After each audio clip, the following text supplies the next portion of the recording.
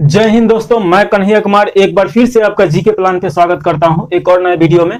आज हम लोगों को जो स्टार्ट करना है बिहार स्पेशल स्टार्ट करना है और बिहार स्पेशल में पहला चैप्टर जो पढ़ना है बिहार राज्य और उसका सामान्य परिचय। तो आइए स्टार्ट किया जाए। यहाँ से क्वेश्चन बहुत सारा आता है, बीपीएससी हो गया या दरोगा हो गया या बिहार से संबंधित कोई भी एग्जाम हो गया। ये जो आप मैप देख रहे हैं इसमें 38 जिले हैं। आप इसमें देखिएगा कि चंपारण, पूर्वी चंपारण, सीतामढ़ी, सुपौल, अररिया, किशनगंज, इस प्रकार ये डिस्ट्रिक्ट हो गया। उसके बाद इधर देखिएगा, फिर इधर देखिएगा। तो सबसे पहले देखिए आपको क्या याद रखना है। सबसे पहले आप इसको ध्यान से देखिए तो ये आपको किस आकार में दिखाई दे रहा है। तो आप देखिए कि ये चतुर्भुज के आकार में आपको दिखाई दे रहा होगा। तो सबसे पहले यही याद रखना है कि बिहार किस आकार में है, जो चतुर्भुज के आकार में है। इसके आगे देखिए तो ये तो जो आपको दिखाई दे रहा है 38 जो जिला है, आपको जो डिस्ट्रिक्ट दिखाई दे रहा है ये सीमावर्ती डिस्ट्रिक्ट है, यानी सीमा बनाता है, किसी न किसी राज्य से सीमा बनाता है या देश से सीमा बनाता है। उसके बाद आपको याद रखना है कि ये एक अंतर्राष्ट्रीय सीमा बनाता है जो नेपाल देश के साथ, और ये 3 राज्यों के साथ सीमा बनाता है, जिसमें आप पश्चिम बंगाल देखिएगा कि पूर्व साइड में है। उसके बाद उत्तर में आप देखिएगा कि नेपाल देश है, और पश्चिम में देखिएगा कि यूपी है। वहीं पे आप दक्षिण में देखिएगा तो झारखंड है। तो ये आपको दिशा के आधार पे भी याद रखना होगा। आपसे क्वेश्चन पूछ सकता है कि पूर्वी साइड में किस राज्य के साथ सीमा बनाता है, तो पश्चिम बंगाल के साथ सीमा बनाता है। वहीं पे अगर पश्चिम में बात किया जाए किस राज्य के साथ सीमा बनाता है, तो यूपी के साथ सीमा बनाता है। वहीं पे अगर उत्तर में बात किया जाए तो नेपाल देश के साथ अंतर्राष्ट्रीय सीमा बनाता है, और वहीं पे अगर बात किया जाए दक्षिण में तो झारखंड के साथ सीमा बनाता है। तो इस प्रकार ये सीमा याद रखना है। आप अगर बात किया जाए तो देखिए ये पाटना है जिसे 10 जिला लगता है। वहीं पे अगर चंपारण का बात किया जाए तो ये सबसे उत्तरी जिला है। तो इस प्रकार हम लोग को देखना है एक एक करके। तो आइए एक एक करके स्टार्ट किया जाए यहाँ से बिहार एक समान परिचय से। तो देखिए सबसे पहले तो इसका नामकरण जानना है कि बिहार राज्य का नाम बिहार क्यों पड़ा। तो देखिए 11वीं शताब्दी के आसपास में बिहार जो ये है, अगर भारत का मैप देखिएगा तो ये भारत के मैप में देखिएगा कि उत्तर पूर्वी दिशा में पड़ता है। अब यहाँ पे आप जब ये देखिएगा तो इसके आसपास में, यानी कि उत्तर पूर्वी दिशा के आसपास में 11वीं शताब्दी के आसपास में बौद्ध भिक्षुओं का जो बिहार होता है, यानी रहने का निवास स्थल जो होता है, उसे बिहार बोला जाता है। और यहाँ पे बहुयाता में देखने को मिलता था बिहार, बहुत ज्यादा बिहार था, इसीलिए इस क्षेत्र का नाम बिहार पड़ गया। तो सबसे पहले आपको याद रखना है कि बिहार का नाम क्यों पड़ गया। तो बौद्ध बिहार के नाम के आधार पर ही इसका नाम बिहार रखा गया है। अब बिहार क्या होता है, तो बौद्ध भिक्षुओं का निवास स्थल होता है। तो ये याद रखना है। एक चैत होता था जिसमें वो लोग पूजा करता था लोग, एक बिहार होता था जिसमें जो भिक्षु रहता था लोग, बरसात के दिन में हो गया या सर्दी के दिन में हो गया। अगर वहीं पे बात किया जाए कि इसका आकार कैसा है, तो आकार अगर बात किया जाए तो चतुर्भुज है। आप देख लीजिएगा इसको तो आराम से आपको चतुर्भुज के जैसे ही दिखाई दे रहा होगा। उसके बाद अगर भौगोलिक स्थिति का बात किया जाए तो ये उत्तर पूर्वी भारत में है। तो ये भी आपसे क्वेश्चन पूछ सकता है कि ये भारत के किस हिस्सा में है, तो उत्तर पूर्वी भारत में है। अगर लंबाई का बात किया जाए तो देखिए उत्तर से दक्षिण की तरफ ये लंबाई पड़ता है, क्योंकि अगर भारत की लंबाई के हिसाब से ही हम देखेंगे, क्योंकि यहाँ पे आपको चौड़ाई ज्यादा दिखाई देगा, तो हम लोग ऐसे इसका लंबाई नहीं देखेंगे। तो भारत का अगर हम लोग देखते हैं लोग तो ऐसे लंबाई देखते हैं लोग और ऐसे चौड़ाई देखते हैं लोग। तो 3250 किलोमीटर इसका लंबाई है, लेकिन हम लोग को उससे नहीं लेना देना है, बिहार से लेना देना है। तो बिहार का लंबाई अगर बात किया जाए तो 3, 4, 5 आसानी से याद रहेगा। लंबाई बहुत इजी है याद रखना। 3, 4, 5 यानी कि 345 किलोमीटर है। तो 345 किलोमीटर याद रखने से अच्छा है कि 3, 4, 5 याद रखिए। और ये उत्तर से दक्षिण की तरफ, यानी कि इधर से इधर की तरफ। तो ये आपका 345 किलोमीटर इसका लंबाई हुआ। वहीं पे अगर बात किया जाए चौड़ाई का, तो देखिए पूर्व से पश्चिम की तरफ अगर देखा जाए, यानी कि इधर से इधर देखा जाए, तो 483 किलोमीटर इसका चौड़ाई है। अब देखिए 483 किलोमीटर बहुत आसान है याद रखना। गौतम बुद्ध के जन्म से आप जुड़ के याद कर सकते हैं कि गौतम बुद्ध का जन्म कब होता है, तो ये 483 ईसा पूर्व। तो आसानी से 483 और ये 3, 4, 5 ऐसे करके आसानी से आप याद रख सकते हैं। तो ये तो लंबाई चौड़ाई हो गया। उसके बाद अगर बात किया जाए तो देखिए इसके ग्लोब पे अगर स्थिति देखा जाए, यानी कि जो पृथ्वी है उस पर अगर स्थिति देखा जाए, तो भारत खुद यहाँ पे पड़ता है, यानी कि यहाँ पे पड़ता है उत्तरी ग्लोब में। तो ये उसी हिसाब से अगर बात किया जाए तो देखिए इसका अक्षांश अगर बात किया जाए तो 24 डिग्री 21 मिनट और 10 सेकेंड ये नॉर्थ से लेके 27 डिग्री 31 मिनट 15 सेकेंड नॉर्थ, यानी कि उत्तर से अगर देखिएगा कि 24 डिग्री 20 मिनट 10 सेकेंड उत्तर से लेके 27 डिग्री 31 मिनट 15 सेकेंड उत्तर की तरफ है। तो ये आपका अक्षांश हो गया। वहीं पे अगर देशांतर का बात किया जाए तो 83 डिग्री 19 मिनट 51 सेकेंड नॉर्थ यानी उत्तर से लेके 88 डिग्री 17 मिनट 40 सेकेंड ये उत्तर में है। तो ये आपको याद रखना है। उसके बाद अगर बात किया जाए चौहदी का, तो देखिए उत्तर में अगर बात किया जाए तो नेपाल पड़ता है, जिससे 7 जिला लगता है। 7 जिले कौन कौन है तो यहाँ पे देख लीजिए, चंपारण, पूर्वी चंपारण, सीतामढ़ी, इसके बाद सीतामढ़ी के बाद मधुबनी, सुपौल, अररिया और किशनगंज। ये 7 जो जिले हैं ये नेपाल से सीमा साझा करते हैं। तो आसानी से आप याद रख सकते हैं।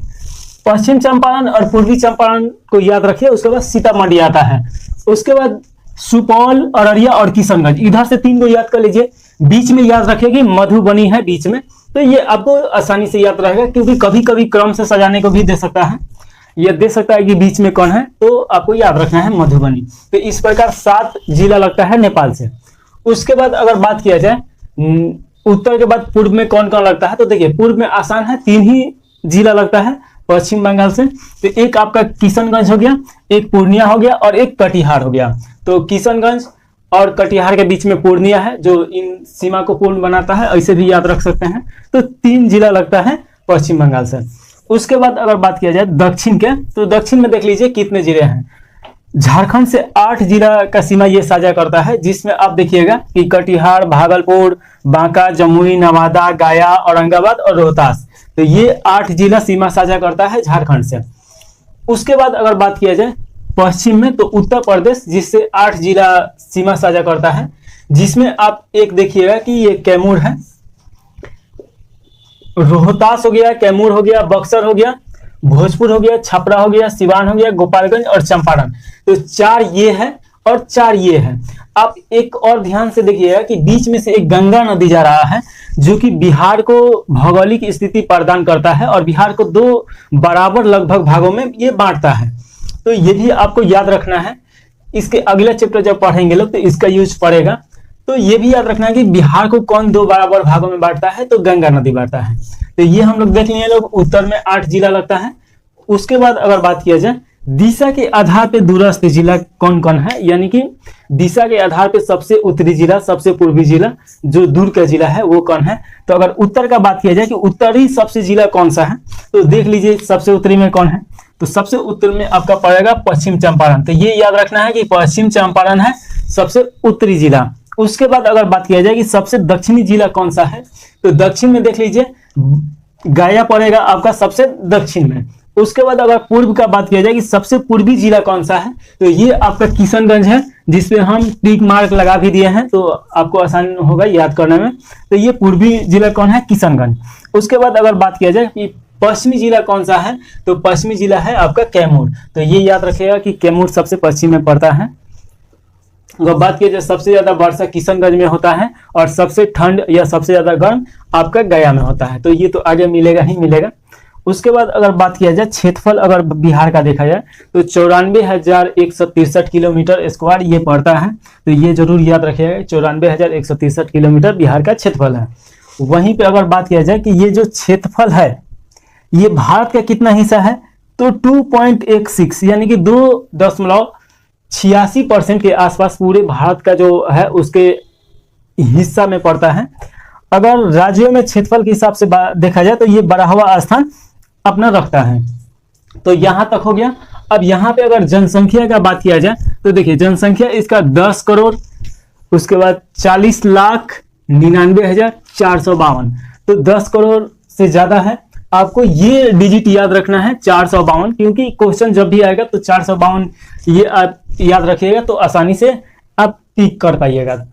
उसके बाद देखिए राज्यों में अगर देखा जाए जनसंख्या के हिसाब से तो ये थर्ड लार्जेस्ट है, यानी कि तीसरा का स्थान पे पड़ता है जनसंख्या के हिसाब से सबसे ज्यादा आप यूपी में देखिएगा, और सेकेंड नंबर पे महाराष्ट्र में, थर्ड नंबर पे बिहार में, फोर्थ नंबर पे पश्चिम बंगाल में। तो इस प्रकार 4 जिला का तो याद रखना, मतलब 4 राज्यों का तो जनसंख्या याद रखना ही रखना है। उसके बाद देखिए भारत की जनसंख्या का अगर बात किया जाए कि भारत का कुल जनसंख्या है और उसका ये कितना प्रतिशत पड़ता है, तो 8.6 यानी कि 8.6% के आसपास में ये है अभी। हालांकि 2011 के ये जनसंख्या है, अभी 2000 जो अभी 24 में होने वाला है, मतलब हो गया आने वाला है, वो आएगा तो ये बदल जाएगा। उसके बाद अगर बात किया जाए कि समुद्री तल से इसका ऊंचाई कितना है, तो देखिए समुद्री तल से इसका ऊंचाई का बात किया जाए तो 173 फीट है, और वहीं पे अगर मीटर में इसको बदलेंगे तो 53 मीटर पड़ेगा। कुल जिला का बात किया जाए तो 38 जिला है, ये आपको याद रखना है। अनुमंडल का बात किया जाए तो 101 अनुमंडल है। वहीं पे अगर प्रखंड का बात किया जाए तो 534 प्रखंड है। उसके बाद अगर प्रमंडल का बात किया जाए तो 9 गो प्रमंडल है। 9 प्रमंडल कौन सा है, तो ये आपका सारण रहा, और सारण में 3 जिला पड़ता है, जिसमें आप देखिएगा छपरा, सिवान, गोपालगंज, और ये तीनों जिला को मिला के एक प्रमंडल बनता है जिसका सारण नाम है। वैसे ही अगर मगध का बात किया जाए तो 5 जिला पड़ता है, जिसमें आपका गया और इसके आसपास का क्षेत्र आ जाएगा। उसके बाद तिरहुत का अगर देखिएगा तो इसमें 6 जिला पड़ता है। उसके बाद पाटना में देखिएगा तो 6 जिला पड़ता है। दरभंगा में देखिएगा तो 3 जिला पड़ता है। कोसी में देखिएगा 3 जिला, और पूर्णिया में 4 जिला। भागलपुर में 2 जिला, जिसमें भागलपुर और एक बांका आता है, तो आसानी से याद हो जाएगा। मुंगेर में 6 जिला और पाटना में 6 जिला। तो इस प्रकार अगर देखिएगा तो 3 जो प्रमंडल है उसमें आता है 6 जिला। अगर 3 वाला देखिएगा तो इसमें भी 3 है। सबसे पहले इसको याद कीजिए, उसके बाद 4 वाला को याद कीजिए, फिर 3 वाला को, फिर 6 वाला, तो ऑटोमेटिक याद हो जाएगा। तो ऐसे याद कीजिएगा तो याद हो जाएगा। हालांकि वो उतना जाके ये पूछता नहीं है कि कौन किस में है, ये आप याद रखिएगा कि इतना जिला आता है तो आसानी से हो जाएगा। बिहार राज्य परिचय पार्ट 2, इसमें देखना है हम लोग को प्रमुख दिनांक, बिहार से संबंधित प्रमुख दिनांक, बिहार राज्य का निर्माण कब होता है और कैसे होता है। तो एक तो सबसे पहले अगर ऐतिहासिक क्वेश्चन पूछा जाए कि बिहार का जो है ये स्थापना किस दशक में हुआ था, तो 11वीं शताब्दी के आसपास में होता है। और बिहार का नाम बिहार क्यों पड़ता है, तो यहाँ पे बौद्ध भिक्षुओं का जो रहने का स्थान था उसे बिहार बोला जाता था।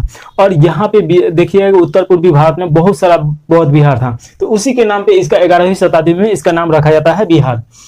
उसके बाद अगर प्रमुख दिनांक का बात किया जाए तो देखिए 12 दिसंबर 1911 शाही दरबार लगता है, जो उस समय अंग्रेज राज कर रहा था लोग, तो शाही दरबार दिल्ली में लगता है। और यहाँ पे घोषणा किया जाता है। घोषणा क्या किया जाता है, तो घोषणा किया जाता है बंगाल से पृथक कर राज्य की घोषणा, यानी कि बिहार को बंगाल से पृथक किया गया। तो ये आपसे क्वेश्चन पूछ सकता है कि बिहार को बंगाल से पृथक किस घोषणा के तहत किया गया, शाही दरबार की घोषणा के तहत किया गया। और कब किया गया, तो 12 दिसंबर को।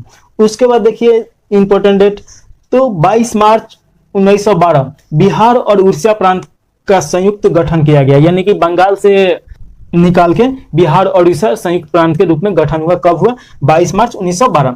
22 मार्च को बिहार दिवस इसी के उपलक्ष्य में मनाया जाता है, तो ये भी याद रखना है आपको। 1 अप्रैल 1912 बिहार प्रांत के रूप में गठित हुआ, यानी कि 22 मार्च को ये निकाल के लागू किया गया, लेकिन 1 अप्रैल 1912 को ये प्रांत के रूप में गठित किया जाता है।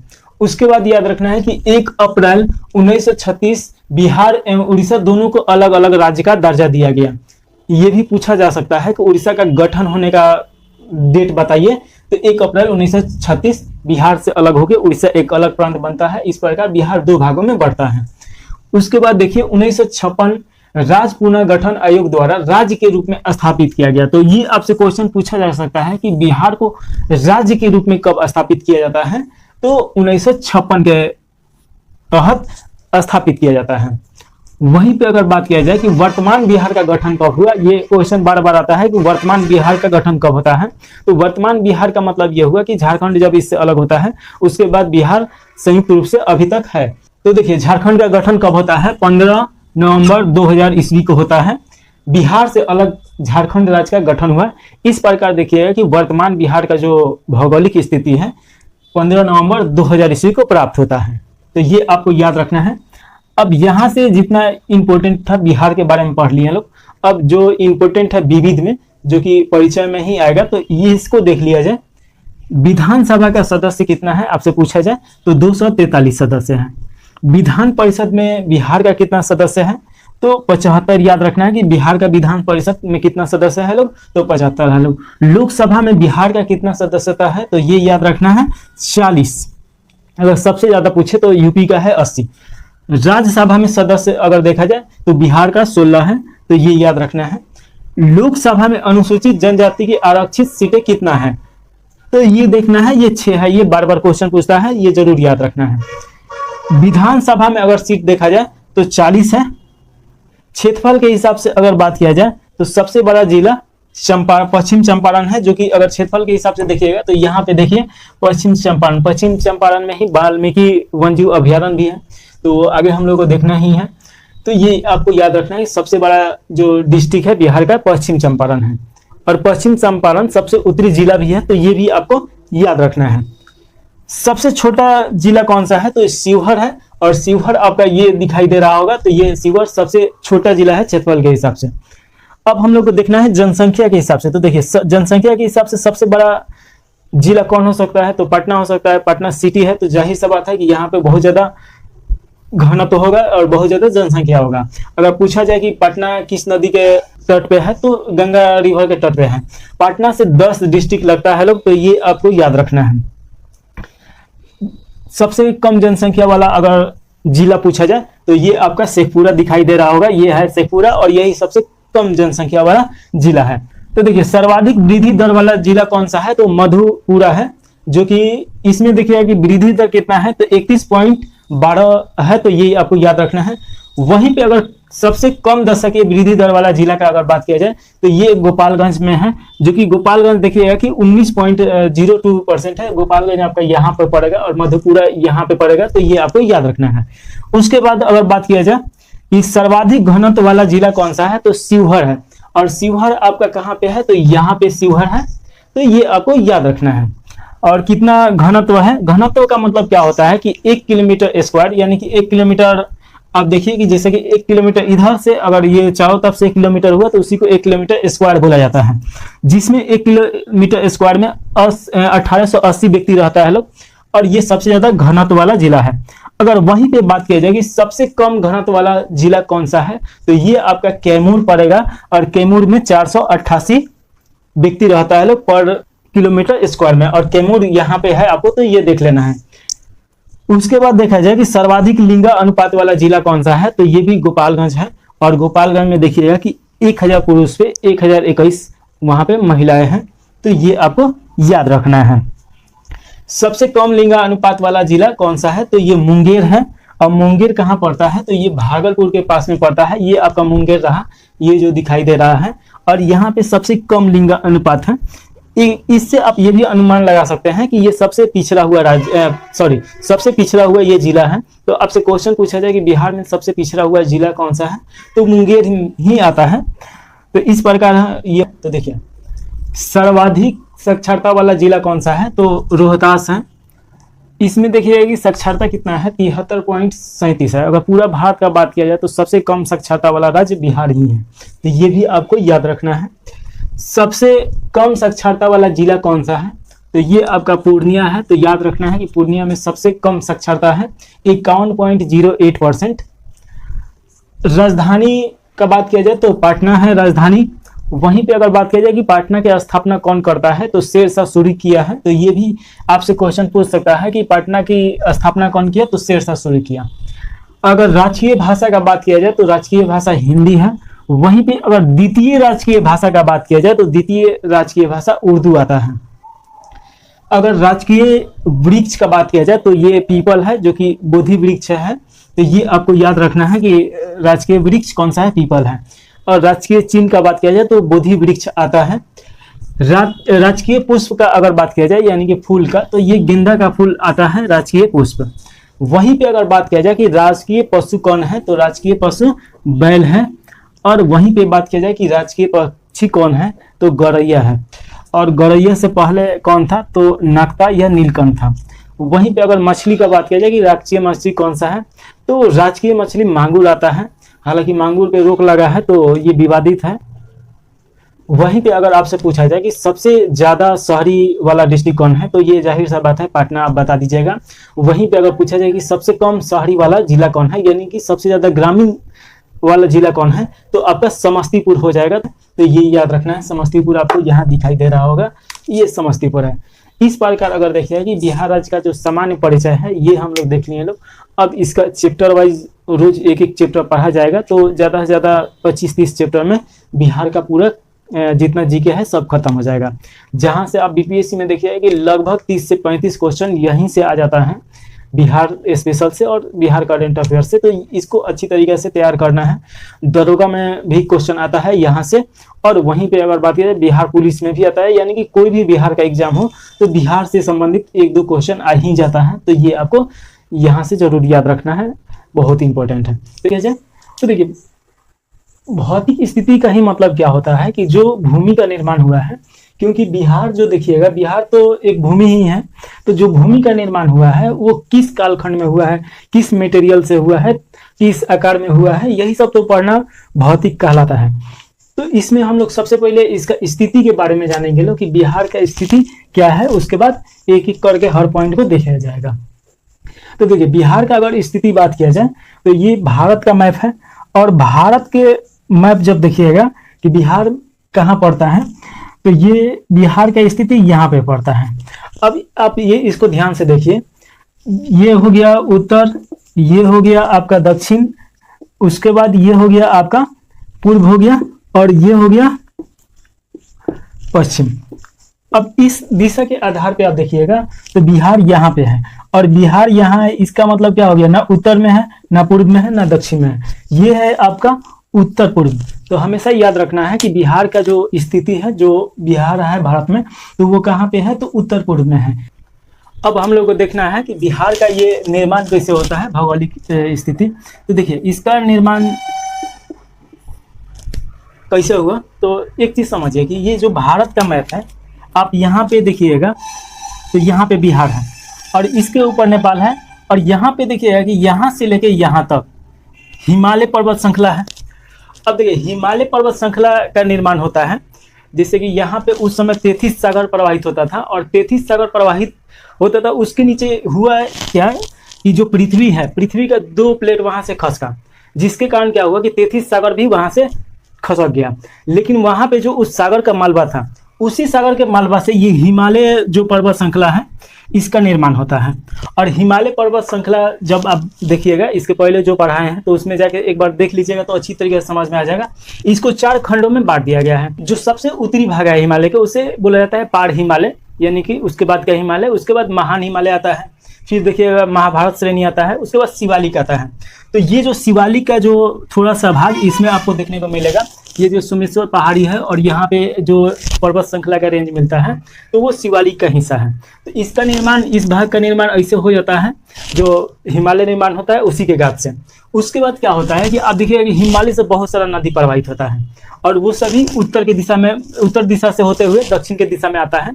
तो जब नदी इधर से बहुत सारा प्रवाहित होना स्टार्ट हुआ, तो ये क्या किया कि अपने साथ में बहुत सारा गाद लेके आता है, और गाद जो था यहाँ पे उसको नीचे कर देता है यहाँ पे। तो ये एक मैदानी भाग का निर्माण होता है। उसमें तो ये गंगा का भी इसमें महत्वपूर्ण है, वो भी बहुत ज़्यादा इसमें भूमिका निभाया है। तो ये इस प्रकार इसका मैदानी भाग निर्माण हुआ। मैदानी भाग कब निर्माण हुआ, तो याद रखना है प्लेटोसीन काल में निर्माण हुआ। तो ये आपको जरूर याद रखना है, प्लेटोसीन काल। तो ये आपसे क्वेश्चन पूछ सकता है कि मैदानी भाग इसका कब निर्माण हुआ, और बिहार का निर्माण स्टार्टिंग कब होता है, तो आप वहां पे बता दीजिएगा।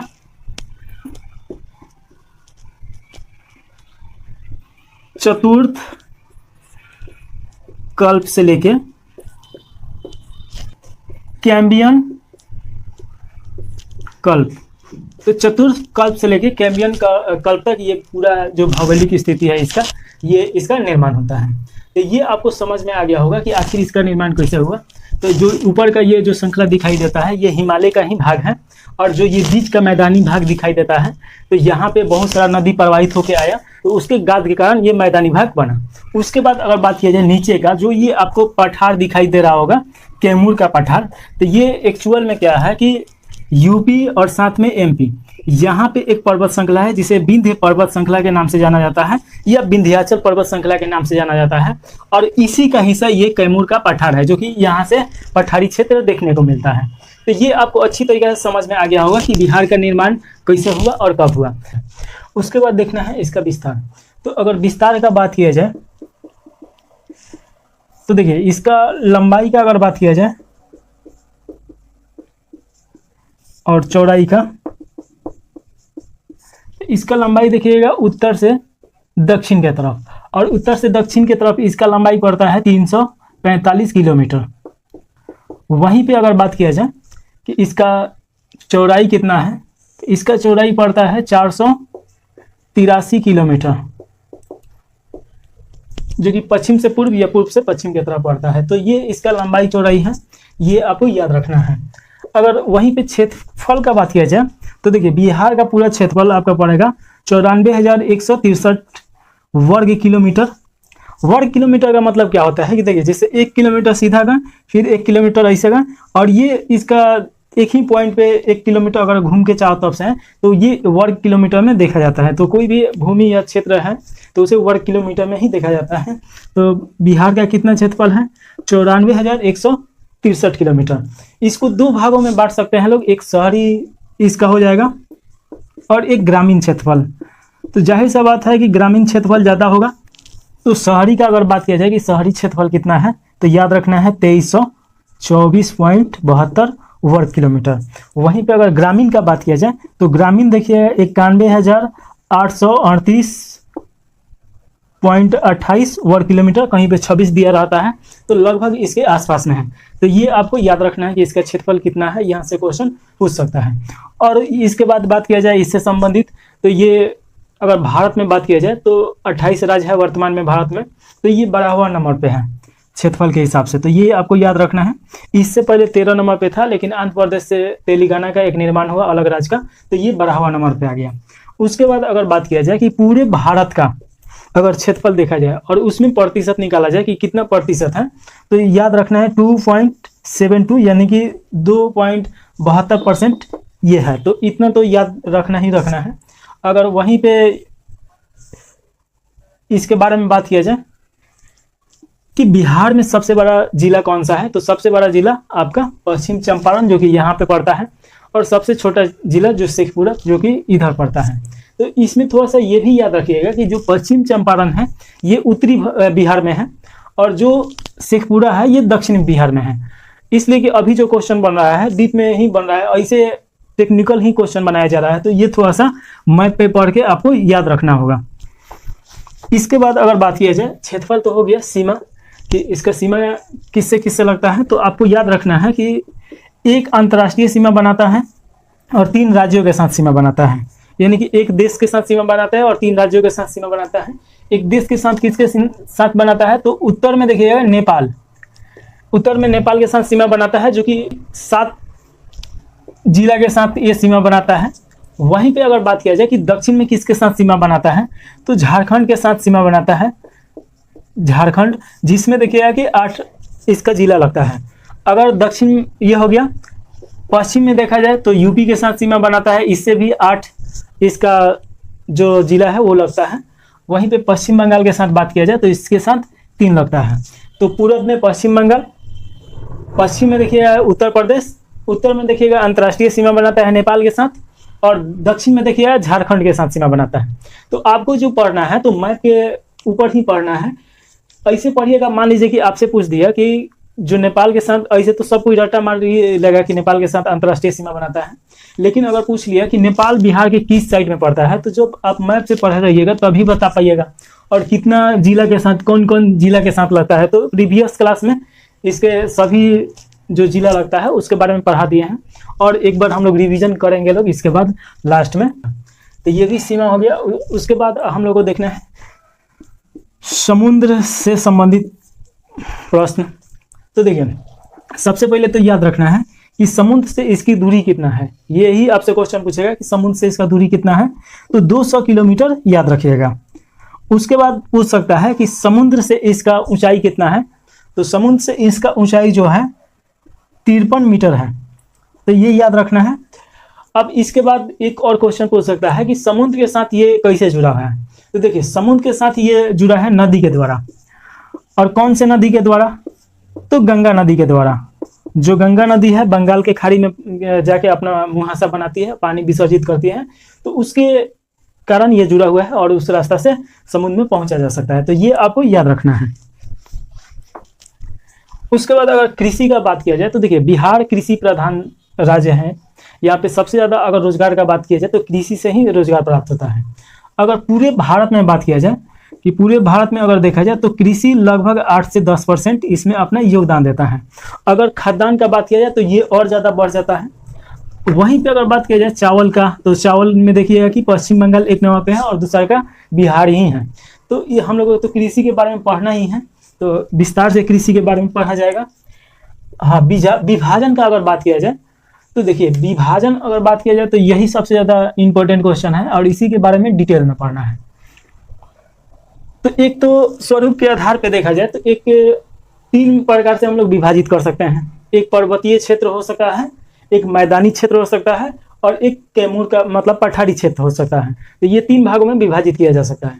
लेकिन अगर देखिएगा कि ये जो गंगा नदी है, ये गंगा नदी क्या करता है कि बिहार को 2 भागों में विभाजित करता है, एक उत्तरी बिहार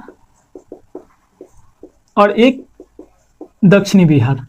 तो ये आपको याद रखना है, एक उत्तरी बिहार और एक दक्षिणी बिहार। इन दोनों में क्या अंतर है, तो देखिए उत्तरी बिहार का जो मैदान है इसमें देखिए कृषि बहुत ज़्यादा होता है, इसमें भी कृषि होता है। लेकिन उत्तरी बिहार में क्या है कि ये नया मिट्टी यहाँ पे बनते रहता है।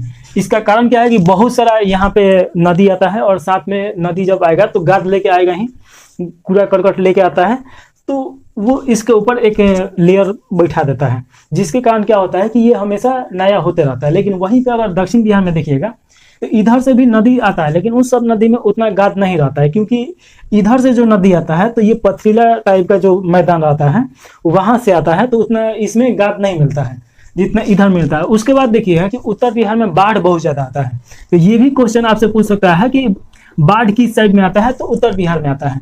दक्षिण बिहार में उतना बाढ़ आता नहीं है और ये कृषि के लिए फेमस है, और ये कृषि के साथ साथ थोड़ा सा उद्योग के लिए फेमस है।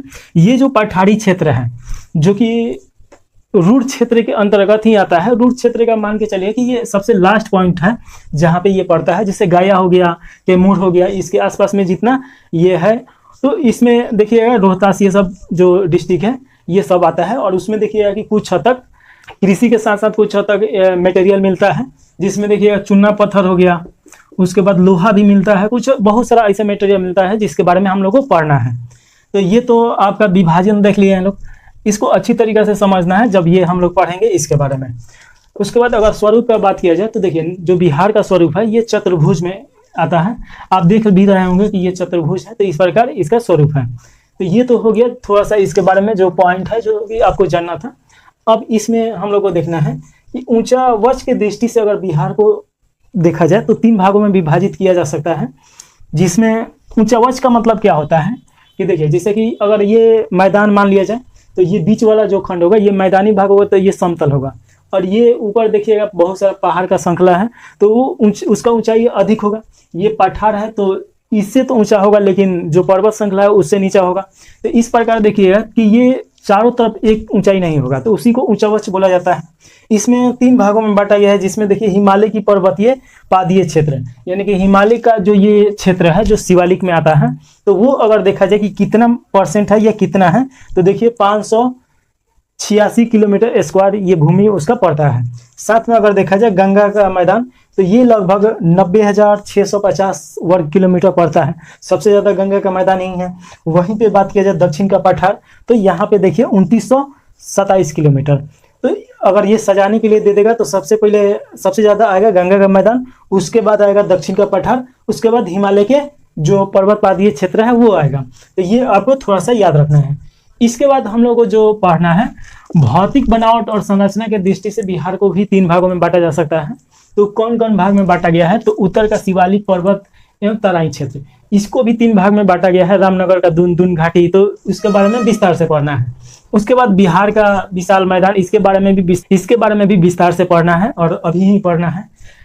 दक्षिण का सीमांत पठारी क्षेत्र, इसके बारे में भी थोड़ा बहुत पढ़ा जाएगा। तो चलिए इसे पढ़ लिया जाए। तो देखिए, उत्तर का शिवालिक पर्वत एवं तराई क्षेत्र, इसके बारे में थोड़ा सा जानकारी ले लिया जाए। तो ये जो आपको दिखाई दे रहा है उत्तर भारत का शिवालिक पर्वत और तराई क्षेत्र, तो ये सुमेश्वर की पहाड़ी और साथ में ये संकीर्ण एक पर्वत श्रृंखला देखने को मिलता है, उसी के बारे में देखना है। तो देखिए, बिहार के उत्तर पश्चिम स्थल का 932 किलोमीटर एक छोटा सा क्षेत्र है, जो कि आपको पश्चिम से पूर्व की तरफ दिखाई देगा, इधर से इधर की तरफ ये क्षेत्र दिखाई देता है, यही है। यह टर्शियल भू संचरण काल में बना था, यानी कि ये टर्शियल काल में भू संचरण के कारण, यानी कि यहाँ के भूमि हटने के कारण इसका निर्माण हुआ था, जो कि हिमालय पर्वत श्रृंखला का ही एक भाग है। इसे 3 भागों में बांटा जा सकता है, तो यही 3 भागों में बांट दिए हैं।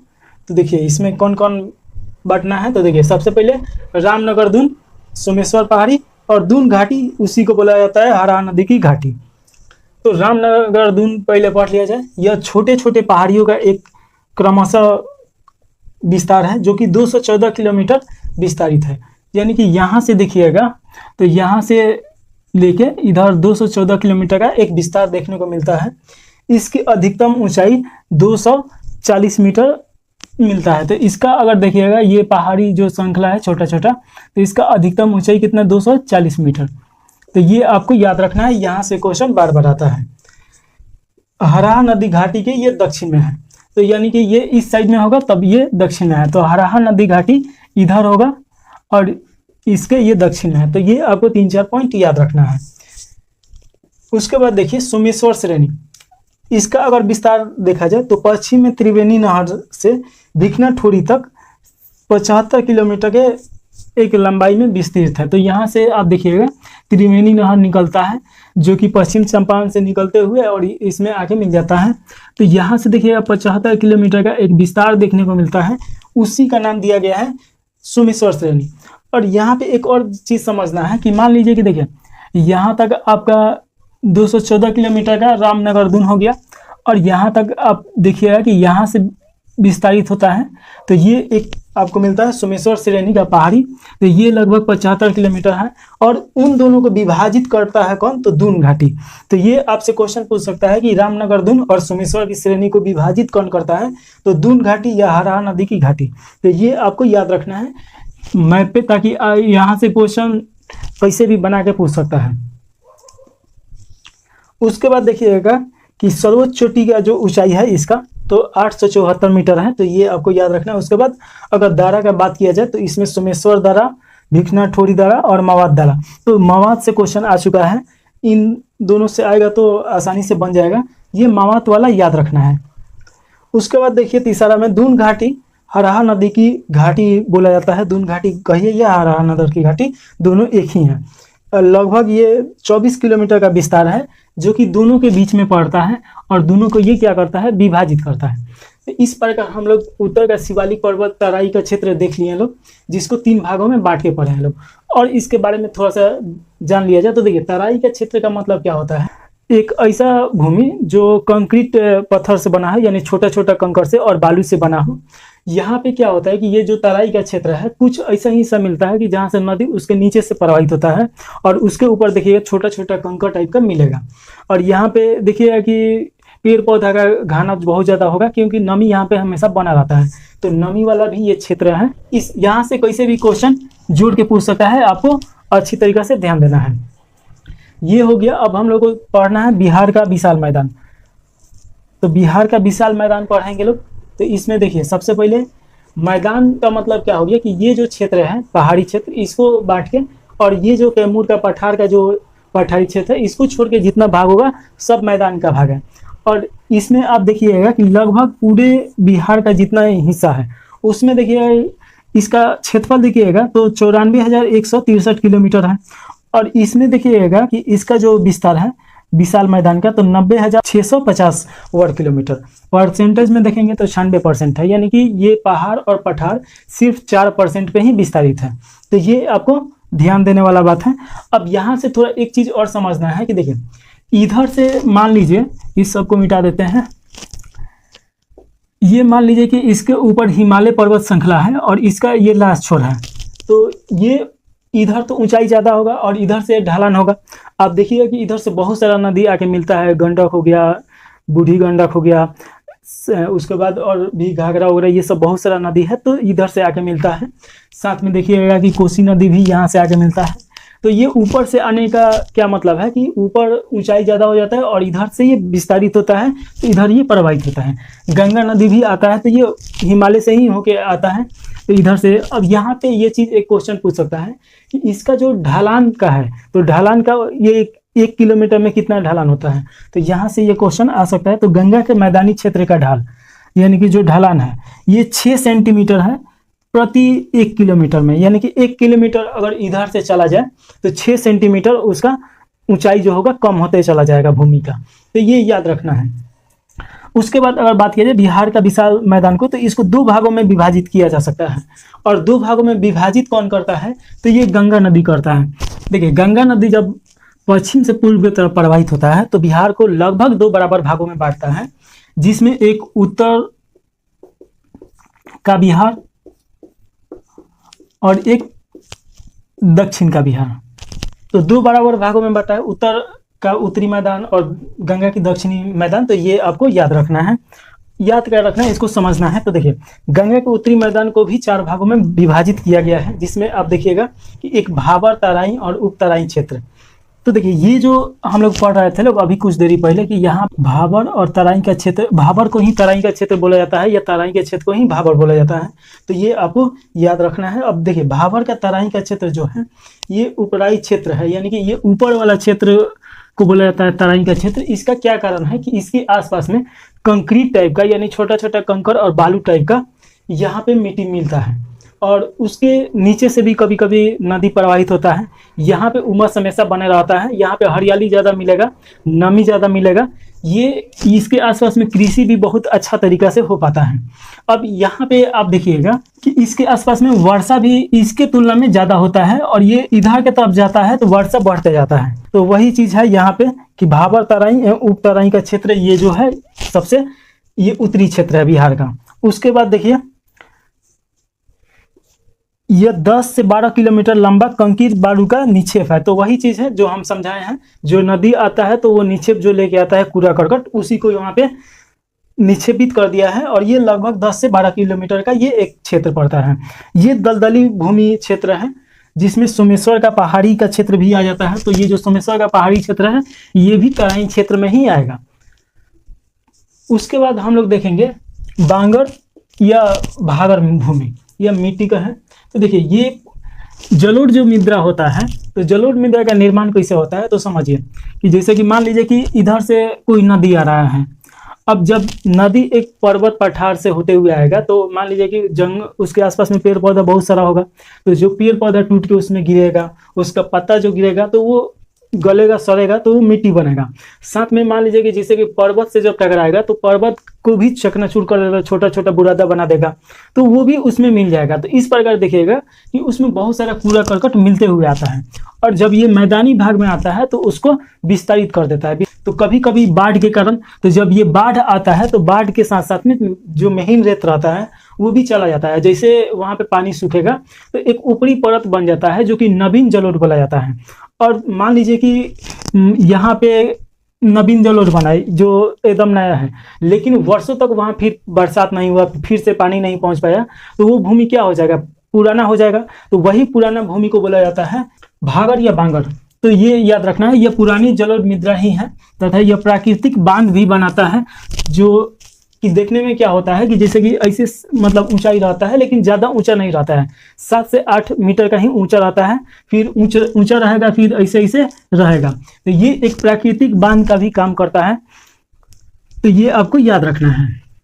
तो ये बांगर आपको समझ में आ गया होगा, जो कि ये अधिकतर देखिएगा कि बांगर जो मृदा है ये दक्षिण बिहार में प्राप्त होता है, यानी कि इधर उतना देखिएगा कि इस साइड में उतना बाढ़ नहीं आता है। उसके बाद जो नदी है उस तरीका से उसमें पानी नहीं रहता है जिस तरीका से हिमालय नदी में पानी रहता है। तो ये भी आपको समझ में आ गया होगा। उसके बाद तीसरा का जो देखेंगे खादर भूमि, ये नवीन जलोढ़ है। तो ये आपको याद रखना है। ये उत्तर भारत में देखिएगा कि हर साल बाढ़ आता ही आता है। उसमें बहुत सारा इसका कारण है, बहुत सारा, एक तो नदी भी इधर बहुत ज़्यादा है। उसके बाद कि इधर का जो नदी है बारहमासी नदी है, यानी कि 12 मास उसमें पानी रहता है। बरसात के दिन में क्या होता है कि उस नदी में बहुत ज़्यादा पानी आ जाता है। उसके बाद बांध तोड़ के चारों तरफ यहाँ पे बाढ़ लेके आ जाता है। और बाढ़ के कारण क्या होता है कि जब पानी के साथ साथ महीन रेत जाता है, मिट्टी जाता है, और जब बाढ़ का पानी सूखेगा तो ये जो क्षेत्र रहता है इसके आसपास का, तो उसके ऊपर एक परत बना देता है 2-3 इंच का, और वो बहुत अच्छी तरीके से कृषि के लिए उपजाऊ भूमि का निर्माण करता है, जिसमें प्राकृतिक तौर पर खाद पाया जाता है। उसके बाद देखिए चौर या मन। तो देखिए चौर क्या होता है कि ऐसा भूमि जो बरसात के समय में जलमग्न हो जाए। आप भी अपने आसपास में देखते होंगे कि बरसात के दिन में ऐसा भूमि रहता है कि जहाँ पे पानी भर जाता है और उसमें कृषि भी नहीं कर पाता है लोग कोई। तो ये जब बरसात के दिन में पानी भर जाता है, वैसा भूमि को क्या बोला जाता है? चौर बोला जाता है। आम भाषा में चौर इसको बोला जाता है। अब यहाँ पे एक चीज़ और समझना है, ये क्वेश्चन पूछा था कि मन क्या होता है। तो देखिए जब नदी मान लीजिए कि यहाँ से प्रवाहित होकर ऐसे आ रहा है, अब मान लीजिए कि कुछ समय में क्या होता है कि नदी जब अपना रास्ता चेंज करता है, तो मान लीजिए कि यहाँ का जो पानी है, अब नदी इधर से इधर प्रवाहित होने लगा, तो यहाँ एक गड्ढा टाइप का बना देता है और उसमें जलमग्न कर देता है। तो उसी को बोला जाता है मन। ये गोखर झील के जैसा ही है, लेकिन इसे मन नाम दिया गया है, जो बिहार के क्षेत्र में पाया जाता है। गोखर झील भी ऐसे ही बनता है, जो नदी के पाठ में हम लोग पढ़े थे लोग। उसके बाद देखिए दियारा भूमि का मतलब क्या होता है कि ऐसा भूमि जो 12 मासी पड़ती रहता हो और उसमें चारा के लिए ये उपयोग किया जाता है। इसमें हालांकि कृषि किया जा सकता है, लेकिन इसमें कृषि उतना उपजाऊ नहीं होता है, और ऐसे भी उसको छोड़ दिया जाता है पशु चारण के लिए, तो उसी को दियारा भूमि बोला जाता है। लेकिन ये भी उपजाऊ भूमि होता है। अब इसमें हम लोग को दूसरा क्षेत्र पढ़ना है कि गंगा का दक्षिण का मैदान। तो देखिए गंगा का जो दक्षिण का मैदान है, एक तो जलोढ़ मृदा इसमें पाया जाएगा ही। इसमें देखिए जलोढ़ मृदा में इसमें खादर के जगह पे बांगर मृदा ज़्यादा मिलता है। और बांगर मृदा मिलने का क्या कारण है कि इधर का जो ये है, तो ये कुछ हद तक पथरीला टाइप का ये भूमि पाया जाता है इधर। और इधर पठार भी आपको देखने को मिलेगा, पर्वत श्रृंखला भी बहुत सारा मिलता है, पहाड़ियाँ भी बहुत सारा मिलता है। तो इधर बांगर भूमि का बहुलता है। हालांकि इसमें भी कृषि किया जा सकता है, ये भी ध्यान देने वाला बात है कि इसमें भी कृषि किया जा सकता है, लेकिन खादर भूमि में इसके तुलना में ज़्यादा अच्छी तरीके से कृषि हो पाता है। अब कुछ यहाँ से पहाड़ का नाम आपको याद करना है कि कौन कौन पहाड़ यहाँ पे मिलता है। तो देखिए गया में अगर पहाड़ का बात किया जाए तो बराबर के पहाड़ है, ये आपको याद रखना है। उसके बाद रामशिला, प्रेतशिला और जेठानिया। तो जेठानिया से क्वेश्चन बार बार आता है और बराबर से भी आता है, तो ये आपको जरूर याद रखना है कि रामशिला, प्रेतशिला, जेठानिया और बराबर की पहाड़ी किस जिला में पड़ता है? तो गया में पड़ता है। और गया जो है इसके आसपास का क्षेत्र है, तो ये भी ध्यान देने वाला बात है।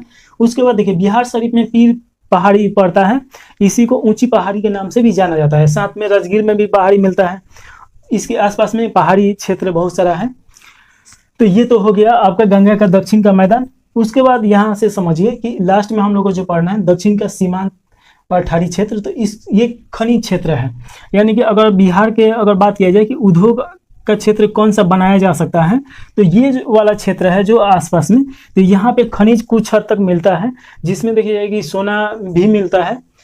उसके बाद इसमें चूना पत्थर, नीस, ग्रेनाइट इसका बहुत ज़्यादा मिलता है। उसके बाद यहाँ पे देखिए कि एक सीमेंट फैक्ट्री भी है, तो इधर थोड़ा सा आपको देखने को मिलेगा। क्योंकि देखिए यहाँ पे ऐसा खनिज क्षेत्र क्यों है कि रूढ़ क्षेत्र का ही ये भाग है, यानी कि जो झारखंड में मिलता है रूढ़ क्षेत्र, उसी का ये थोड़ा सा भाग है। तो यहाँ पे खनिज बहुत सारा मिलता है, जो कि खनिज वाला पार्ट में हम लोग अच्छी तरीके से पढ़ेंगे लोग। तो आइए स्टार्ट किया जाए बिहार की मृदा। तो बिहार की मृदा समझने से पहले थोड़ा सा मिट्टी के बारे में समझना होगा कि आखिर मिट्टी होता क्या है। तो देखिए पृथ्वी का जो धरातल स्थल है, जिसपे हम लोग देखते हैं महीन रेत टाइप का छोटा छोटा कण, उसी को मृदा बोला जाता है। लेकिन मृदा निर्माण का जो प्रक्रिया है बहुत जटिल है।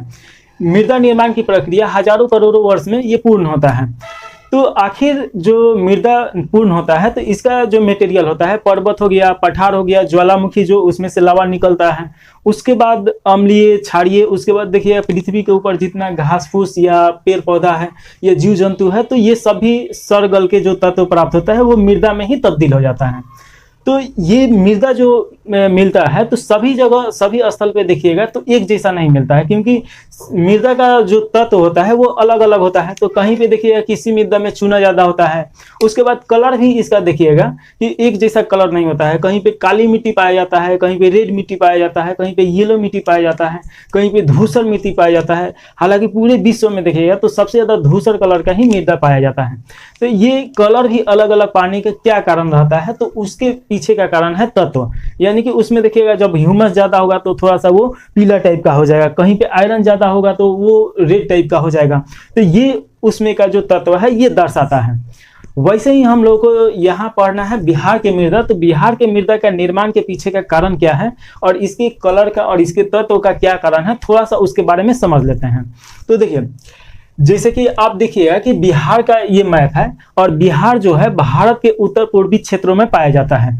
और बिहार के ऊपर जो देखिएगा कि एक नेपाल देश है और नेपाल में देखिएगा कि हिमालय पर्वत श्रृंखला का एक रेंज है, बहुत बड़ा रेंज है। और हिमालय पर्वत श्रृंखला से बहुत सारा नदी प्रवाहित होते हुए भारत में प्रवेश करता है और ये बिहार में प्रवाहित होता है। तो देखिए, जब वो नदी आता है तो क्योंकि पर्वत पत्थरों से टकराते हुए आता है तो पर्वत को छोटा छोटा टुकड़ा में वो तोड़ देता है और साथ में वहां पे देखिए पेड़ पौधा जो है, घास फूस है और या जीव जंतु है, तो उसमें गिरेगा लोग तो सड़े गलेगा लोग, तो उसमें मिश्रित हो जाएगा लोग। तो जाहिर सा बात है कि वो भी मृदा में तब्दील हो जाता है लोग। तो यहाँ पे देखिएगा कि मेन जो रीजन है, यहाँ पे जो नदी आता है, नदी के साथ जो गाद आता है सड़ा गला, तो यहाँ पे ये निपेक्षित कर देता है। तो यहाँ का मृदा ऐसे निर्माण हुआ है नदियों के द्वारा। अब बात किया जाए कि बिहार का सबसे ज्यादा मृदा जो निर्माण हुआ है वो कौन सा मृदा है, तो जलोढ़ मृदा है। और जलोढ़ मृदा को दो भागों में बांटा गया है, एक नवीन जलोढ़ जिसे खादर के नाम से जाना जाता है, एक प्राचीन जलोढ़ यानी कि पहले उसमें निर्माण हुआ था लेकिन वहां पे फिर नदी प्रवाहित नहीं हुआ, बाढ़ नहीं पहुंच पाया तो वो पुराना हो गया, तो उसे बांगर के नाम से जाना जाता है। एक एक करके सभी के बारे में जाना जाएगा। तो देखिए, सबसे पहले यहाँ से मान के चलिए कि देखिए ये आपका पूर्वी और पश्चिमी चंपारण का क्षेत्र है और ये जो देखिएगा कि ये संकीर्ण क्षेत्र आपको दिखाई देगा, तो ये तराई मिट्टी है और ये पर्वतीय पादीय मिट्टी है, ये बांगर मिट्टी है। उसके बाद जो देखिएगा कि ये जो ब्लू में दिखाई दे रहा है ये जलोढ़ मृदा है, ये जो बीच में दिखाई दे रहा है ये टाल मृदा है और ये देखिएगा तो ये पुरानी जलोढ़ मृदा यानी करैल या कैवाल के नाम से जाना जाता है। और ये जो आपको ग्रीन में दिखाई दे रहा है लाल पीला, ये काली मृदा के नाम से जाना जाता है। साथ में ये देखिएगा कि लाल बलुआ मिट्टी और ये बलथर मिट्टी है या बलसूरी मिट्टी है। तो ये इस प्रकार ये देखने को मिलता है। तो ये तो एक बार इसको देख लीजिए, उसके बाद एक एक करके पढ़ा जाए। तो देखिए, जो ये मृदा आपको दिखाई दे रहा है पर्वत पादीय मृदा, तो यहाँ से क्या होता है कि यहाँ से बहुत सारा नदी बिहार में प्रवेश करता है और बिहार में प्रवेश करने के बाद होता क्या है कि जो पत्थर का टुकड़ा छोटा छोटा कण लेके आया है यहीं पे ये निक्षेपित हो जाता है और यहीं पे ये रुक जाता है और जो बारीक कण रहता है एकदम पतला सा रेत के टाइप का, वो नदी के साथ में ये प्रवेश कर जाता है। जो बिहार का विशाल मैदान है यहाँ पे प्रवेश करता है और यहाँ पे नदी के साथ प्रवेश करने के कारण जब यहाँ पे बाढ़ आता है तो ये चारों तरफ उसको फैला देता है और 1-2 इंच हर साल देखिएगा कि वहां पे मिट्टी जो गाद रहता है वो बढ़ जाता है, जो कि नवीन जलोढ़ वो बना देता है। तो इस प्रकार देखिएगा कि जलोढ़ मृदा ये बनते रहता है। तो ये सबसे पहले याद करना है कि पर्वत पादीय मिट्टी कहाँ पे है, तो आपको पश्चिम पूर्वी चंपारण के आसपास में मिलेगा।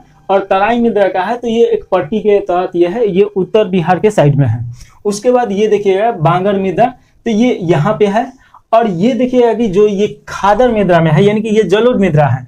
तो एक चीज और समझिए कि ये जो बिहार का मैप है आपको बीच में से एक नदी प्रवाहित होते हुए दिखाई दे रहा होगा जो कि गंगा नदी है।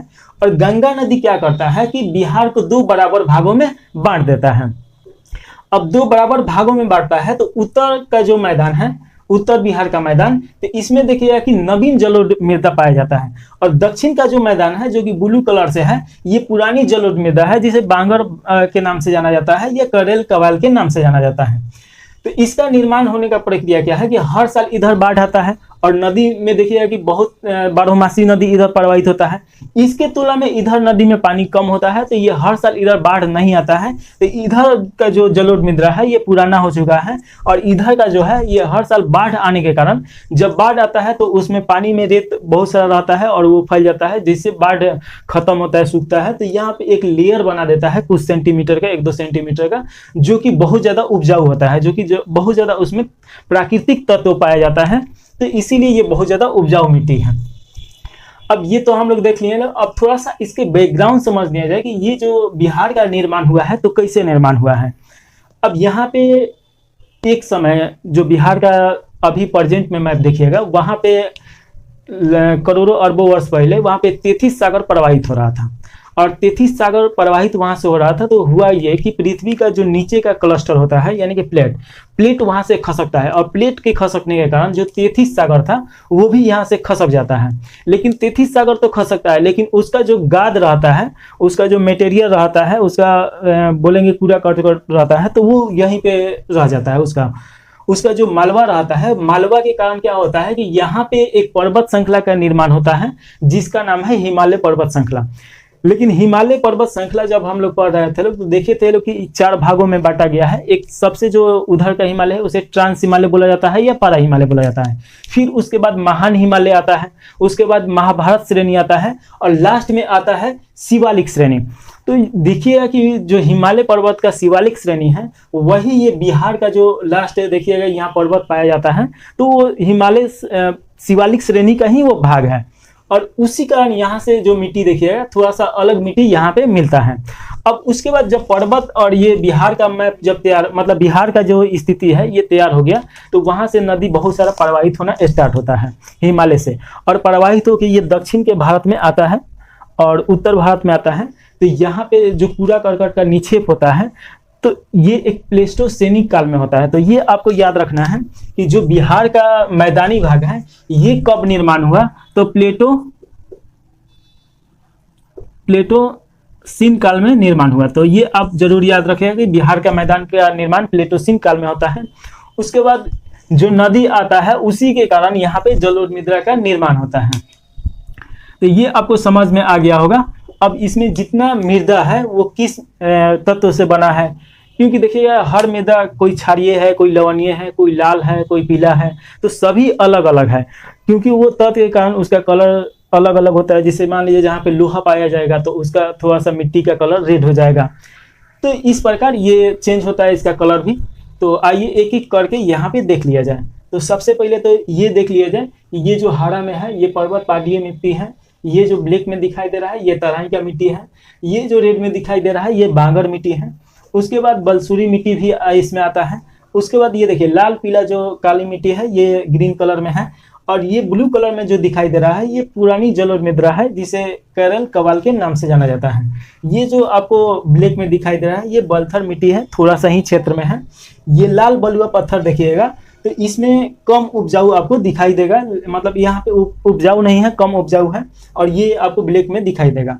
एक चीज यहाँ से समझना है कि जो जलोढ़ मृदा है इसका जो मोटाई देखिएगा कि हर जगह बराबर नहीं है। इधर देखिएगा तो लगभग 250 मीटर से लेके 300 मीटर इसका मोटाई मिलता है, लेकिन कहीं कहीं पे देखिएगा जैसे गंगा का ये मैदान है तो गंगा के क्षेत्र में इसका मोटाई ज्यादा हो जाता है। तो ये भी आपसे क्वेश्चन पूछ सकता है। अब यहाँ पे आप देखिएगा मोकामा हो गया इस साइड में, उसके बाद दरभंगा हो गया, तो वहाँ पे इसका मोटाई दक्षिण बिहार में बढ़ जाता है। लेकिन उत्तर बिहार का जब बात किया जाए तो उत्तर बिहार में इसका मोटाई बहुत ज़्यादा हो जाता है। सारण डिस्ट्रिक्ट हो गया, पटना डिस्ट्रिक्ट हो गया, मुजफ्फरपुर डिस्ट्रिक्ट हो गया, तो ये जो आपको संकीर्ण यहाँ से यहाँ तक दिखाई देगा इसका जो मोटाई है कहीं कहीं पे 1000 मीटर से लेके 250 मीटर तक चल जाता है। तो ये आपको याद रखना है कि सबसे ज़्यादा जो जलोढ़ मृदा का जो मोटाई है वो किस क्षेत्र में पाया जाता है, तो सारण, मुजफ्फरपुर और पटना का जो क्षेत्र है। आप देखिएगा कि गंगा नदी के ये बैंक पे ही तीनों डिस्ट्रिक्ट दिखाई देता है। तो यहाँ का इसका मोटाई सबसे ज़्यादा है। और सबसे कम इसका मोटाई का बात किया जाए तो इधर का जो क्षेत्र है कैमूर का क्षेत्र हो गया, उसके आसपास में इसका मोटाई लगभग 150-200 मीटर के आसपास रह जाता है, क्योंकि ये पर्वत क्षेत्र पड़ जाता है। उसके बाद ये झारखंड का जो रूढ़ क्षेत्र है, नागपुर का क्षेत्र है, ये इधर थोड़ा उसका भी मिलता है।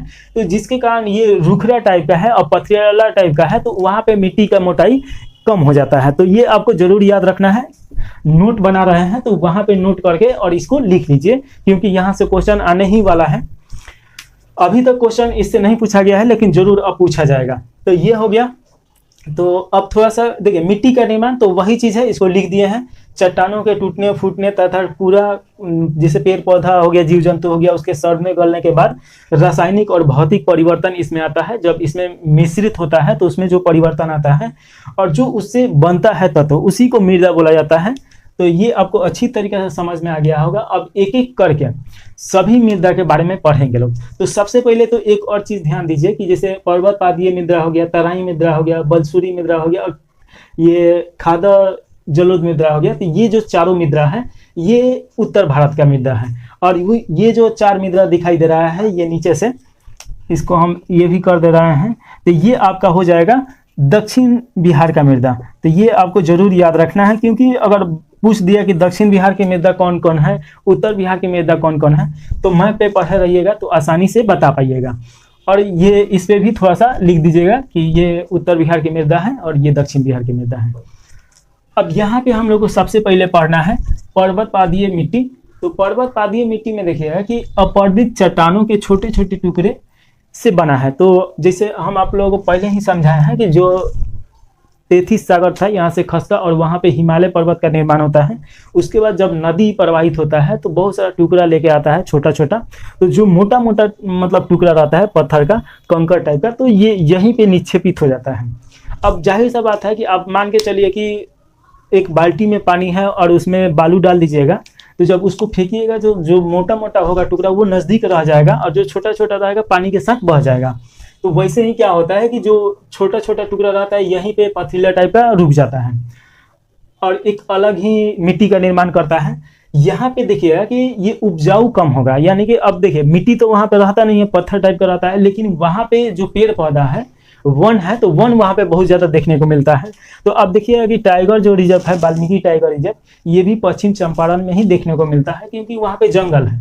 और इधर देखिएगा कि यहाँ पे जंगल मिलता नहीं है, क्योंकि ये मैदानी भाग है, ये समतल है, हर साल बाढ़ आता है, हर साल इसको प्लेन बना के जाता है। ये कृषि के लिए उपजाऊ भूमि है और यहाँ पे ये वन के लिए भूमि सुयोग्य है।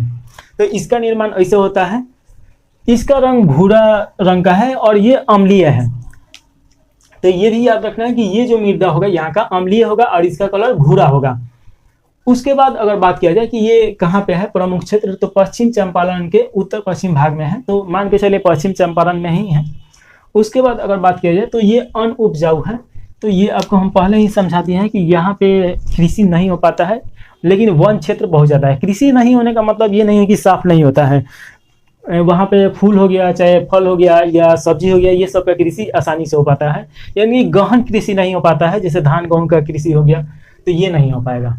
उसके बाद अगर बात किया जाए तो तराई क्षेत्र, तो तराई मिट्टी के बारे में थोड़ा सा पढ़ लिया जाए तो देखिए ये रेत और कंकड़ युक्त ये भी मिट्टी है। तो यहाँ से भी तो देखिए बहुत सारा नदी प्रवेश करता है, तो ये भी यहाँ पे वैसे ही मिट्टी का निर्माण होता है। ये भी भूरा और हल्का पीला दिखाई देता है। तो ये आपको याद रखना है कि ये भी भूरा है लेकिन हल्का पीला दिखाई देता है। ये भी पश्चिम चंपारण से लेके और किशनगंज के आसपास, मतलब किशनगंज आपको यहाँ पड़ेगा और पश्चिम चंपारण जो पड़ेगा यहाँ पड़ेगा। तो यहाँ पे किशनगंज से लेके पश्चिम चंपारण का एक संकीर्ण जो 8 से 10 किलोमीटर के चौड़ाई का एक मिट्टी का परत मिलता है, उसी का नाम है तराई मिट्टी। अब यहाँ पे थोड़ा सा एक और चीज़ समझिए कि कहीं कहीं पे देखिएगा कि ये सब जो क्षेत्र है जो नदी प्रवाहित होता है, तो इन सब क्षेत्रों के नीचे से नदी प्रवाहित होता है और फिर 8-10 किलोमीटर जाके फिर वो नदी ऊपर आ जाता है। इसका क्या कारण है कि पत्थर है, तो पत्थर के नीचे से पानी आसानी से निकल जाता होगा।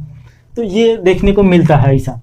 जब भारत का हम लोग पढ़ेंगे लोग मृदा, तो उसमें जरूर ये हम लोग पढ़ेंगे लोग कि यहाँ पे क्या होता है। उसके बाद अगर बात किया जाए कि यहाँ पे भी देखिएगा कि गहन कृषि नहीं हो पाता है, लेकिन धान, पटसन और गन्ना के लिए ये उपयुक्त है। यहाँ पे धान भी अच्छा होता है और गन्ना सबसे ज़्यादा इधर देखिएगा कि गन्ना होता है। तो देखिए चीनी जो मिल है, चीनी मिल की संख्या इस साइड में बहुत ज़्यादा है। इधर तो चीनी मिल बहुत कम है, ना के बराबर है, लेकिन उस साइड में चीनी मिल बहुत ज़्यादा है। उसके बाद अगर बात किया जाए बलसुंदरी मिट्टी, चूना व क्षार युक्त गहरा ये भूरा रहता है। तो बलसूरी मिट्टी जो है इसके आसपास में पाया जाता है, जैसे कि सहरसा हो गया, चंपारण हो गया, पूर्णिया हो गया, सारण हो गया, मुजफ्फरपुर हो गया। ये जो क्षेत्र देखिएगा तो एक लाइन में नहीं है, इसीलिए इसका हम नहीं बनाए हैं। तो इसमें भी पाया जाएगा, यहाँ पे भी पाया जाएगा, मुजफ्फरपुर का क्षेत्र है यहाँ पे भी पाया जाएगा, पूर्णिया में भी पाया जाएगा, तो यहाँ पे मिलता है। इसमें चूना व क्षार युक्त रहता है, यानी कि चूना का अच्छा खासा मात्रा रहता है। तो ये अम्लीय होगा मिट्टी। गहरा और भूरा और सफ़ेद, गहरा भूरा रहता है। जो मिट्टी देखिए तो धूसर कलर का ही होता है, भूरा कलर का, और यहाँ पे कुछ सफ़ेद भी मिलता है। इसमें देखिए कि गन्ना, धान, गेहूं, मक्का और तंबाकू का खेती बहुत अच्छा खासा होता है। इसके बाद देखिए कि उत्तर भारत का जो लास्ट मिट्टी है, 8 में से 4 उत्तर भारत और 4 दक्षिण भारत। तो इसमें लास्ट जो मिट्टी है जिसका नाम है खादर। अब ये जो खादर मिट्टी है ये नवीन जलोढ़ है। जैसे कि आप जलोढ़ मृदा 2 भागों में बांट सकते हैं, एक जलोढ़ मृदा जो नवीन होगा और एक जलोढ़ मृदा जो पुराना होगा। तो जो पुराना रहता है उसे बांगर बोला जाता है, जो नवीन रहता है वो उसे खादर बोला जाता है। और नवीन क्यों रहता है कि जैसे कि देखिए नदी जब प्रवाहित होता है तो यहाँ पर्वत जो हिमालय पर्वत है वहाँ से 12मासी नदी निकलता है, और जब ये उत्तर बिहार में आता है तो हर साल देखिएगा कि बाढ़ आता ही आता है इस साइड में। वहाँ पे बाढ़ में जो रेत रहता है बहुत पतला पतला, उसमें मिल के और ये चारों तरफ फैला देता है। अब जैसे बरसात खत्म होता है और बाढ़ का जो पानी जैसे सूखता है तो वहाँ पे एक रेत बन जाता है 1-2 सेंटीमीटर का, और वो जो मिट्टी का निर्माण होता है उसमें बहुत ज़्यादा पौष्टिक होता है, उर्वरक, प्राकृतिक उर्वरक बहुत ज़्यादा होता है। तो वहाँ पे जो कृषि होता है बहुत अच्छी तरीक़े से होता है और बहुत उपयोगी कृषि होता है। तो ये आपको याद रखना है। इसमें चूना और क्षार की कमी होता है, तो इधर देखिएगा कि चूना और क्षार की कमी रहेगा। उसके बाद ये भूरा और काला कलर का होता है। तो देखिएगा कि जो इसके आसपास में जितना सारण डिस्ट्रिक्ट हो गया या इसके आसपास में जितना डिस्ट्रिक्ट है पटना वटना, तो वहाँ का जो मिट्टी होता है धूसर कलर का, यानी कि भूरा कलर का ही मिट्टी पाया जाता है। इसमें देखिए मुजफ्फरपुर, मुंगेर, चंपारण, पूर्णिया, सहरसा, दरभंगा, भागलपुर, सारण ये भी आएगा इसमें। इसमें देखिएगा कि जूट, गन्ना, धान, गेहूं, मक्का, चना, अरहर आदि, यानी कि लगभग हर चीज़ का इसमें कृषि पॉसिबल है और कृषि अच्छा खासा होता है। ये तो चारों हम लोग उत्तर बिहार के बारे में हम लोग पढ़ लिए हैं लोग। अब हम लोग दक्षिण बिहार के जो मिट्टी है उसके बारे में पढ़ा जाए तो सबसे पहले बांगर या पुरानी जलोढ़ मिट्टी। तो ये देखिए ये जो ब्लू कलर में आपको दिखाई दे रहा है यही आपका बांगर या जलोढ़ मिट्टी है। इसका निर्माण भी नदी के प्रवाह से ही हुआ, लेकिन होता यह है कि जो प्लेटोसीन काल रहता है यहाँ से गंगा नदी प्रवाहित होने लगता है। तो ये सब जितना नदी आ रहा था अब पूरा बिहार से प्रवाहित हो रहा था वो गंगा नदी में मिल गया, और गंगा नदी प्रवाहित होते होते ये जाके बंगाल के खाड़ी में पहुंच जाता है इसका पानी। तो इधर का जितना नदी है इधर नहीं आ पाता है।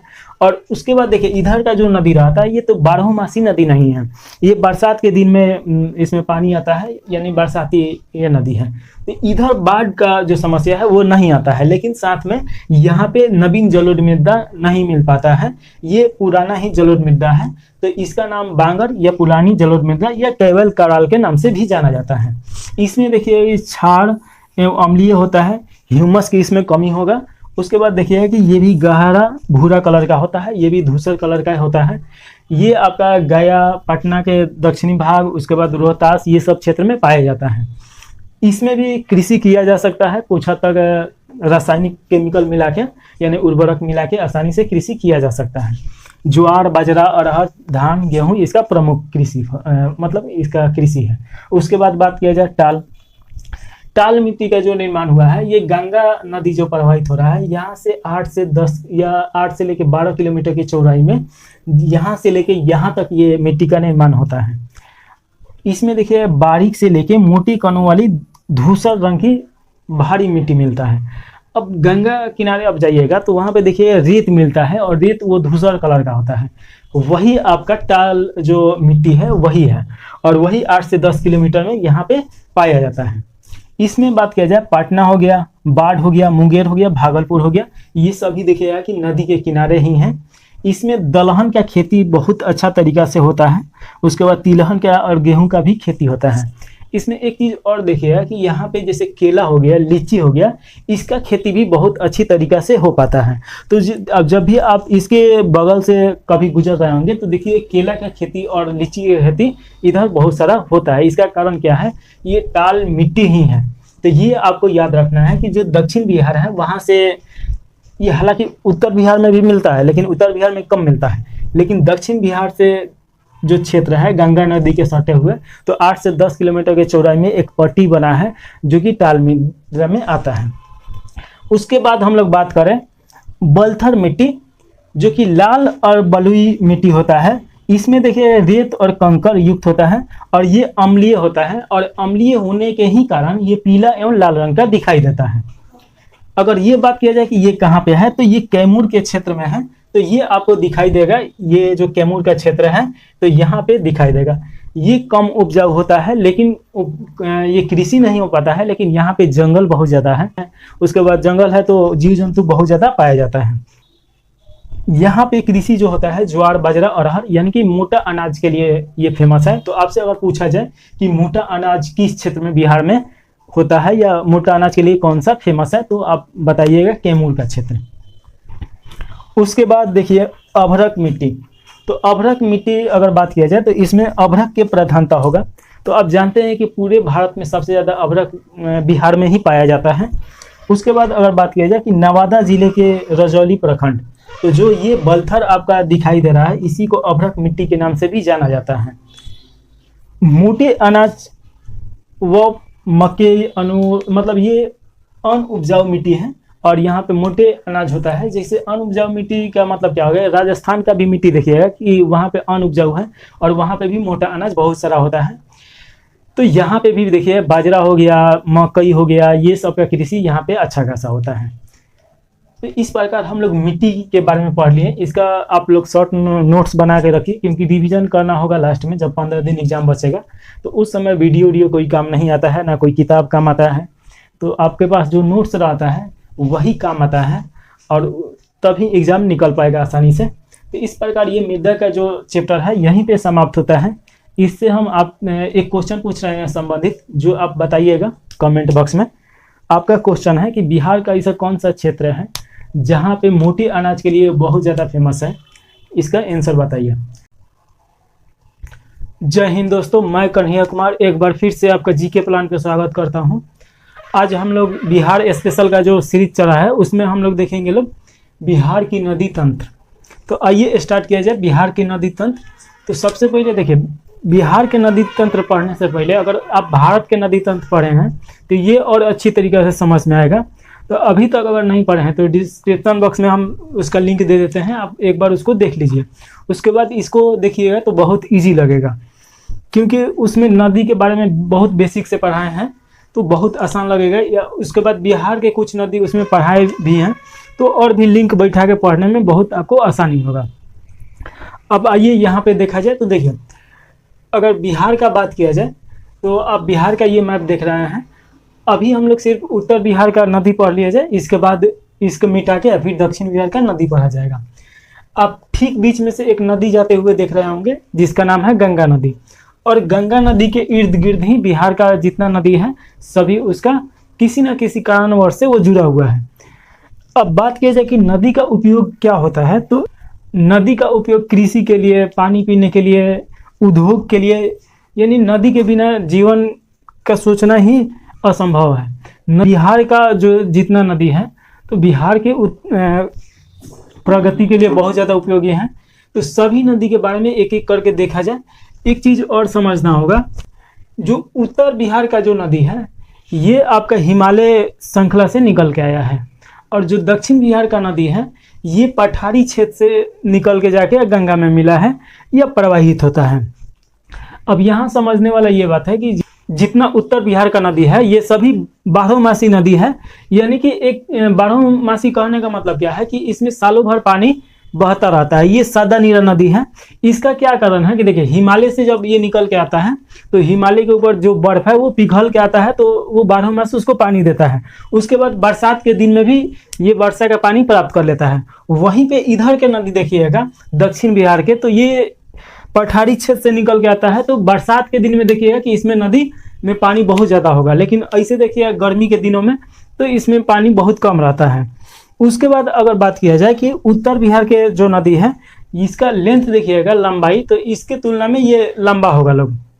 उसके बाद देखिएगा कि उत्तर बिहार का जो नदी है इसमें हर साल बाढ़ आता है। ये बाढ़ के लिए कुख्यात है उत्तर बिहार का मैदान, क्योंकि इसमें का जो नदी आता है, एक तो ग्लेशियर के गलने के बाद उसमें पानी आता है, उसके बाद बरसात के कारण। उसके बाद देखिएगा कि ये ढलान है, ऊपर से मान लीजिए चट्टान से आप उतर रहे हैं नीचे, तो वैसे ही नदी भी तो चट्टान से नीचे उतरता है, तो ये ढलान है, तो बहुत स्पीड में इधर के नदी आता है लोग, तो वहाँ पे हर साल बाढ़ लेके आता है लोग उत्तर बिहार के मैदान में।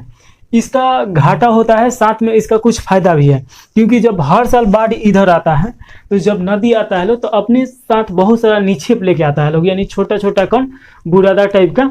और जब बाढ़ आता है तो सभी उत्तर बिहार का जो मैदान है उस पर 1-2 सेंटीमीटर का एक निक्षेपित कर देता है लोग, जिससे क्या होता है कि नवीन जलोन्नति प्राप्त हो जाता है। और वहीं पे देखिएगा दक्षिण बिहार में तो ये इधर उतना बाढ़ आता ही नहीं है, लेकिन एक चीज़ इधर देखिएगा कि इधर आपको जलाशय ज़्यादा मिलेगा, उसके बाद आपको झील ज़्यादा मिलेगा, क्योंकि इधर रूखर सुखर जो मिट्टी है, पठारी क्षेत्र है, ऊंचा नीचा ऐसे करके, तो इधर आपको जलाशय देखने को मिलता है। इधर आप देखिएगा कि इधर पानी के कभी कभी नहीं होता है, तो आप इससे लिंक करके बैठाइएगा तो देखिएगा कि उत्तर बिहार में क्या होता है कि कृषि के लिए जो उपयुक्त है, उत्तर बिहार का जो मैदान है कृषि के लिए सबसे उपयुक्त है, क्योंकि प्राकृतिक तौर पे उसमें खाद हर साल मिलता है। और वहीं पे अगर इधर बात किया जाए तो ये कृषि के लिए उतना उपयुक्त नहीं है, लेकिन फिर भी कृषि होता है। अब यहाँ पे ये समझने वाला बात है कि इधर दक्षिण बिहार के जितना ये क्षेत्र है, इधर आप देखिएगा कि कारखाना के लिए बहुत ज़्यादा उपयोगी है। उसके बाद ईख का खेती बहुत ज़्यादा होता है, साथ में देखिएगा कि बहुत सारा रासायनिक तत्व यहाँ पे प्राप्त होता है, मिनरल प्राप्त होता है, सोना भी इधर प्राप्त होता है, मतलब बहुत सारा देखिएगा कि अभ्रक हो गया, सोना हो गया, चांदी, तो ये सब प्राप्त होता है इधर। तो इधर आसानी से आप देखिएगा कि इधर कल कारखाना बैठाया जा सकता है, और इधर अगर कल कारखाना बैठाना होगा तो कृषि से संबंधित बैठाइए तो ज़्यादा फायदा होगा। तो ये सब आप लिंक बैठा के पढ़िएगा तभी अच्छी तरीके से समझ में आएगा। इतना तो आपको समझ में आ गया होगा।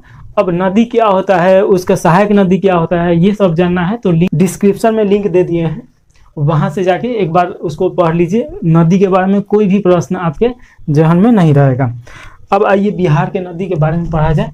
तो ये आप देखिएगा कि ये गंगा नदी है, और ये आपका दक्षिण का मैदान हो गया, और ये आपका उत्तर का मैदान हो गया। ये आपका उत्तर का या उत्तर बिहार का मैदान हम लोग बोल सकते हैं।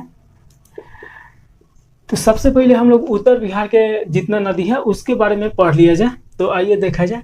तो सबसे पहले देखिए, जब ये आपका पूर्वी साइड हो गया, ये पूर्वी बिहार, और ये आपका पश्चिमी बिहार हो गया, पश्चिमी बिहार। अब देखिए पश्चिम के बिहार से ही इधर से चलेंगे लोग, तो सबसे पहले तो आपको एक क्रम याद रखना होगा, क्योंकि अगर क्रम से सजाने के लिए दे दिया तो जब तक आप मैप पे नहीं पढ़ रहिएगा तब तो आपको समझ में नहीं आएगा। तो देखिए सबसे पहले सरयू, उसके बाद गंडक, उसके बाद बूढ़ी गंडक। अब यहाँ पे एक क्वेश्चन पूछता है फंसाने के लिए कि केवल गंडक किसका उपनाम है, तो केवल गंडक गंडक का ही उपनाम है, तो यहाँ पे बूढ़ी गंडक नहीं भरना है। तो सरयू, गंडक और बूढ़ी गंडक 3 गो याद कर लिए। उसके बाद इधर से 3 गो याद कर लीजिए, सबसे लास्ट में महानंदा, उसके बाद बलान, कमला, ऐसे करके बागमती और कोसी।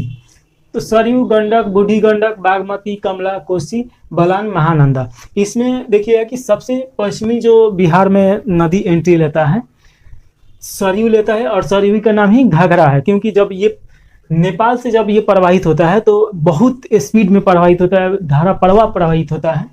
तो घगर का मतलब ही होता है बहुत स्पीड में प्रवाह होना, तो इसीलिए इसे घगर नदी के नाम से भी या घाघरा नदी के नाम से भी जाना जाता है।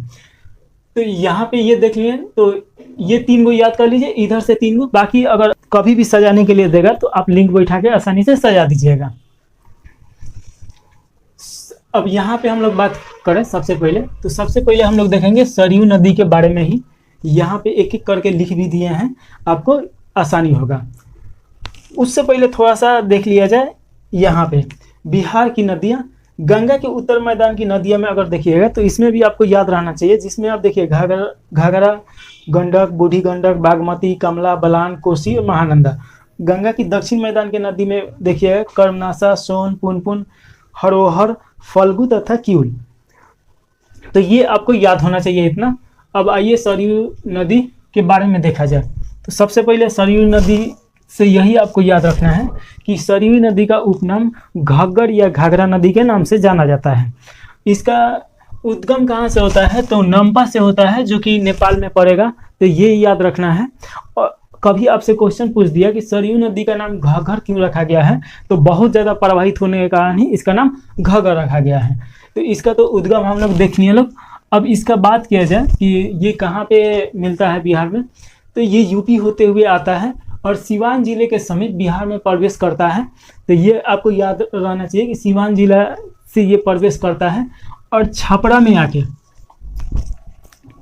आके ये इसमें समाहित हो जाता है गंगा नदी में। तो ये आपका जो है ये छपरा है, तो ये जरूर याद रखना है। छपरा में आके ये समाहित हो जाता है। इधर से देखिएगा कि इधर से सोन भी जाके इसमें समाहित हो जाएगा। तो ये आपको थोड़ा सा समझने वाला बात है, बाद में भी समझेंगे लोग। उसके बाद अगर बात किया जाए यूपी बिहार का ये सीमा बनाता है। तो ये आप देखिएगा कि जब ये यहाँ से एंट्री लेता है तो कुछ दूर तक ये यूपी बिहार का सीमा का निर्माण करता है। तो ये आपको याद रखना है। तो कुछ दूरी तक सरयू नदी यूपी बिहार का सीमा बनाता है। ये क्वेश्चन पूछा जा चुका है, तो ये जरूर याद होना चाहिए। अगर लंबाई का बात किया जाए तो 1180 किलोमीटर है, लेकिन बिहार का सबसे लंबी नदी नहीं है जो यहाँ पे प्रवाहित होता है। तो ये आपको याद नहीं रखना है। उसके बाद अगर बात किया जाए तो गंडक नदी आता है। गंडक नदी का अगर उद्गम देखा जाए तो अन्नपूर्णा पर्वत श्रृंखला से होगा, जो कि नेपाल में पड़ेगा। तो इसका भी उद्गम नेपाल से ही होता है। और ये कहाँ पे आके मिल जाता है? तो देखिए अन्नपूर्णा, मानमोट और ये कुतांग जगह है जो कि नेपाल में पड़ेगा, वहाँ से इसका उद्गम हुआ। गंडक नदी 7 धाराओं से मिलकर बना है। तो ये आपको याद रखना है कि ये 7 धाराओं से मिलकर बना है, जिसमें देखिएगा कि काली गंडक और नारायणी या नारायणी गंडक इसमें प्रमुख है। तो आपको ये भी याद रखना है कि इसका प्रमुख नदी कौन सा है, तो काली गंडक या नारायणी गंडक। उसके बाद अगर बात किया जाए कि कुछ दूर भारत नेपाल का सीमा ये भी बनाता है। तो ये आपको जब मैप देखिएगा तो आसानी से समझ में आ जाएगा। भारत का मैप देखिएगा तो ये यूपी बिहार का सीमा बनाता है और ये भारत नेपाल का। अगर बात किया जाए नेपाल में इसे शालिग्राम के नाम से जाना जाता है, या कहें कि नेपाल में सप्त गंडकी के नाम से जाना जाता है। और नेपाल का जो तराई क्षेत्र है जो बिहार से सटा हुआ है, वहाँ पे इसको शालिग्राम नाम दिया गया है। वहीं पे अगर बात किया जाए कि ये गंगा में कहाँ आके मिलता है, तो पलेहेजा घाट है जो कि पटना में पड़ेगा, और वहाँ पे ये आके गंगा में समाहित हो जाता है। तो ये आपको याद रहना चाहिए। इसके बाद अगर बात किया जाए तो देखिए बूढ़ी गंडक ये आपका आ रहा है, जो कि ये सोमेश्वर श्रेणी के उत्तरी क्षेत्र से या पश्चिमी क्षेत्र से बात किया जाए कि ये निकल के आता है।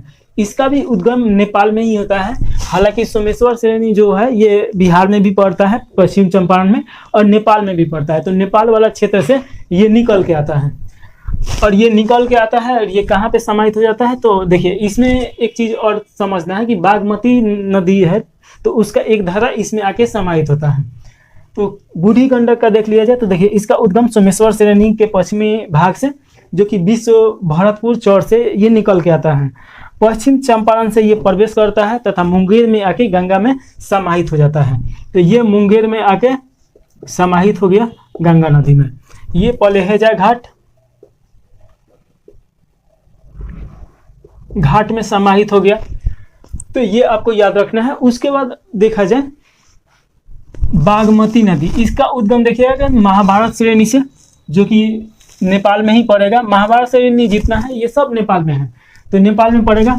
इसका 2 भाग हो जाता है। एक धारा दाहिनी बूढ़ी गंडक में जाके मिल जाता है।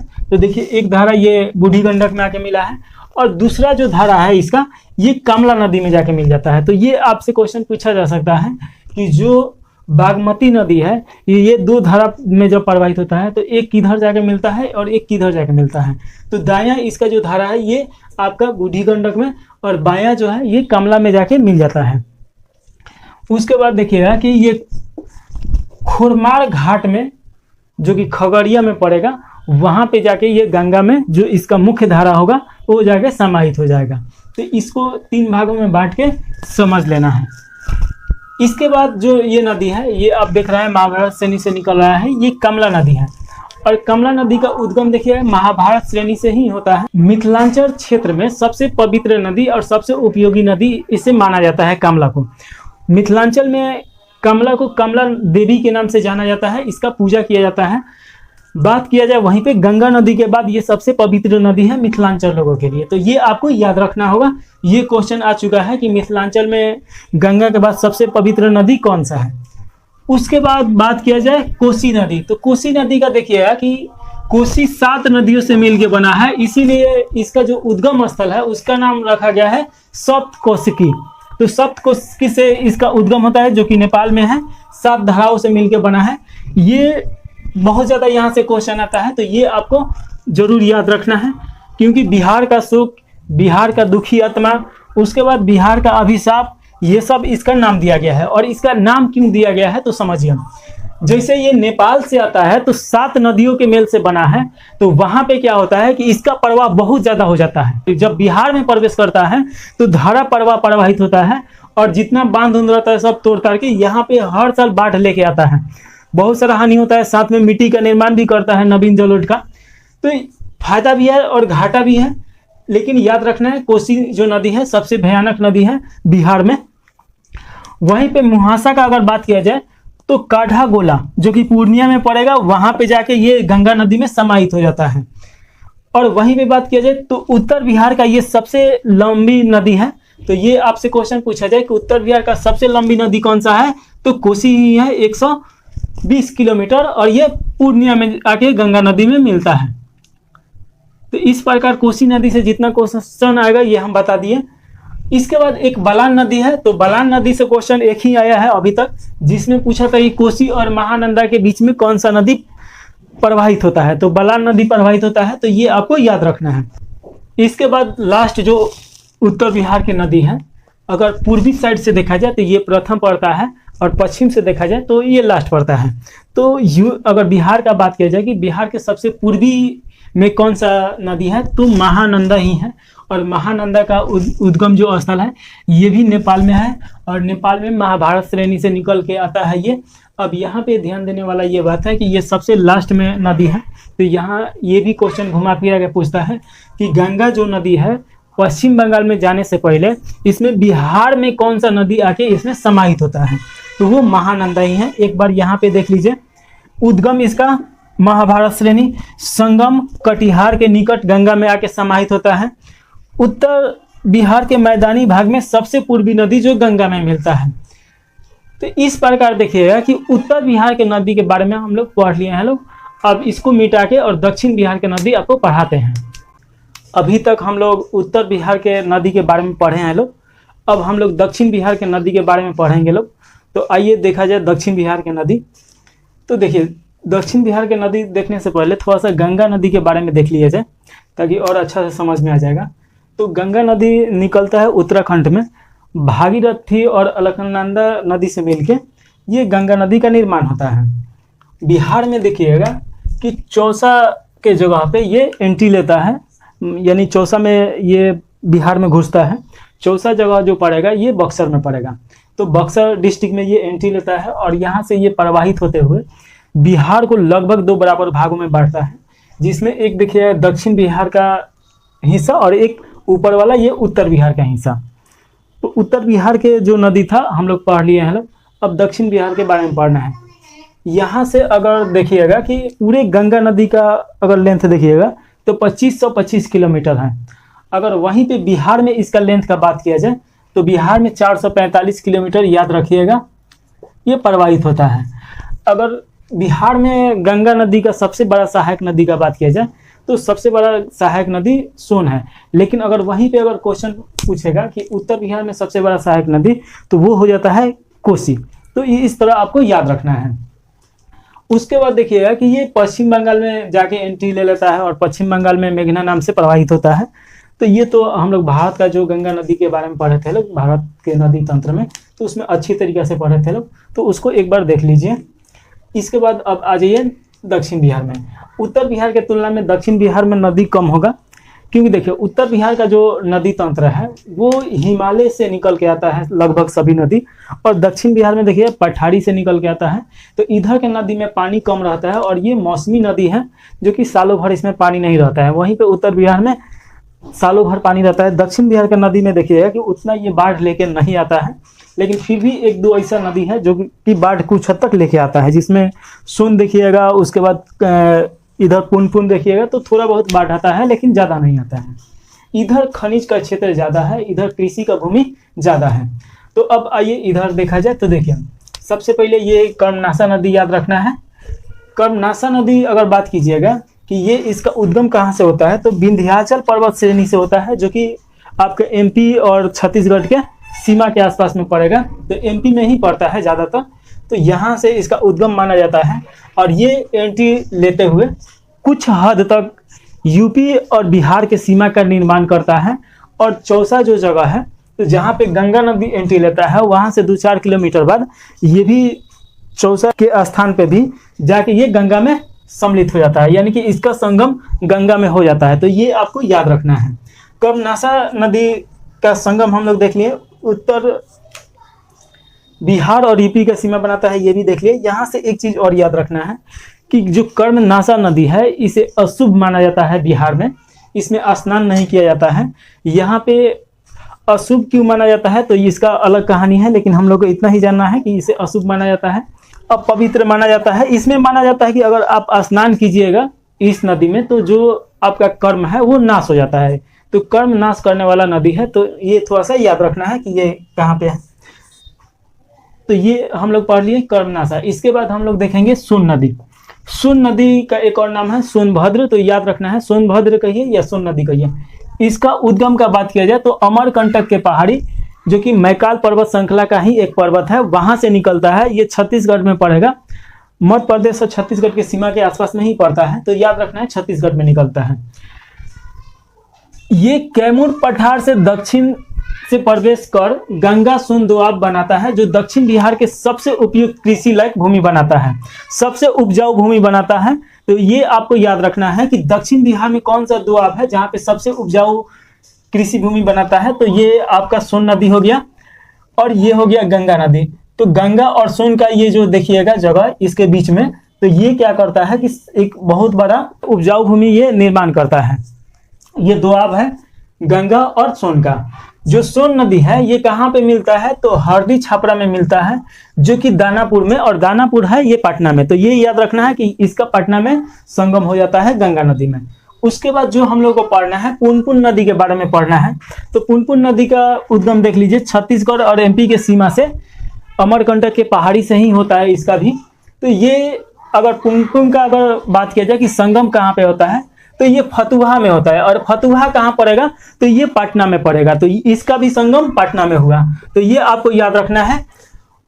तो देखिए यहाँ से अगर क्रम से सजाने के देगा पश्चिम से पूर्व के तरफ या पूर्व से पश्चिम के तरफ, तो ज्यादा चांस है कि यही 3 नदी का देगा। तो आपको याद रखना है कि सबसे अगर पश्चिम में देखिएगा तो कर्मनाशा, उसके बाद सोन आता है, उसके बाद पुनपुन आता है। तो इस प्रकार तीनों नदी को याद रखिएगा पश्चिम से पूर्व के तरफ। इसके बाद अगर बात किया जाए कि कौन सा नदी आएगा, तो इसके बाद हम लोग को फल्गु नदी के बारे में पढ़ना है, उसके बाद कील नदी के बारे में पढ़ना है। तो फल्गु नदी का नाम है इसका फल्गु नदी, निरंजना नदी या लीलाजन नदी। अब ये तीनों नदी का नाम आपको याद रखना है, यानी कि एक ही नदी है तीनों, इसका नाम है 3। अब यहाँ पे देखिएगा कि इसका उद्गम स्थल तो छोटा नागपुर का पठार, जो कि आपको झारखंड में पड़ेगा। तो याद रखना है कि इसका उद्गम स्थल जो फल्गु नदी है ये झारखंड से इसका उद्गम होता है, छोटा नागपुर से। और ये कहाँ पे जाके मिलता है तो टाल क्षेत्र जो है, पहले मोहना नदी में ये मिल जाता है, और मोहना नदी मिलने के बाद इसका एक विशाल रूप हो जाता है, और जो गंगा नदी का ये टाल क्षेत्र है यहाँ पे जाके ये मिल जाता है। फल्गु नदी किस लिए फेमस है तो प्रीत पक्ष के दौरान स्नान किया जाता है और पिंडदान दिया जाता है, जिससे पूर्वजों को मुक्ति मिल जाता है, उनकी आत्मा को शांति मिलता है। तो ये बहुत फेमस है, ये आपको याद रखना है। यहाँ पे देश विदेश सभी जगह से यहाँ पे आते हैं लोग पिंडदान करने के लिए, तो ये बहुत ज़्यादा फेमस है। इसके कारण गया फेमस है पूरे वर्ल्ड में। तो ये आपको याद रखना है। साथ में याद रखना है कि जो गौतम बुद्ध है, गौतम बुद्ध को इसी नदी के किनारे पे ज्ञान प्राप्ति हुआ था। तो यहाँ से भी क्वेश्चन पूछता है इतिहास से जोड़ के, गौतम बुद्ध से भी ये संबंधित नदी है, तो ये आपको याद रखना है। उसके बाद अगर हम लोग को पढ़ना है तो अजय नदी के बारे में पढ़ लिया जाए। अजय नदी का अजमावती या अजमती नदी भी कहा जाता है। इसका उद्गम देखिए तो जमुई डिस्ट्रिक्ट से होता है, जो कि गया के बगल में है। जमुई डिस्ट्रिक्ट में एक जगह है बटपाड़, वहां से होता है। और इस यहाँ पे पढ़िएगा कि ये पश्चिम बंगाल में जाके गंगा नदी में मिल जाता है। तो यहाँ पे आप देखिए जमुई जगह है और यहाँ से ये प्रवाहित होता है और बिहार को क्रॉस करके पश्चिम बंगाल में जाके गंगा में मिलता है। तो ये आपको याद रखना है। उसके बाद सकरी नदी, इसका उद्गम का बात किया जाए तो छोटा नागपुर पठार यानी झारखंड से होता है। ये किउल नदी का महत्वपूर्ण सहायक नदियों में से एक है। तो ये आपको याद रखना है कि सकरी नदी भी बिहार में है और दक्षिण बिहार में है। यहाँ से क्वेश्चन पूछेगा तो यही पूछेगा कि जो ये सकरी नदी है उत्तर बिहार में प्रवाहित होता है कि दक्षिण बिहार में, तो ये दक्षिण बिहार में प्रवाहित होता है। लेकिन यहाँ से अजय नदी से क्वेश्चन अच्छा खासा आता है। ये पूछता है कि कौन सा ऐसा नदी है जो जमुई से निकल के पश्चिम बंगाल में जाके गंगा नदी में ये समाहित होता है।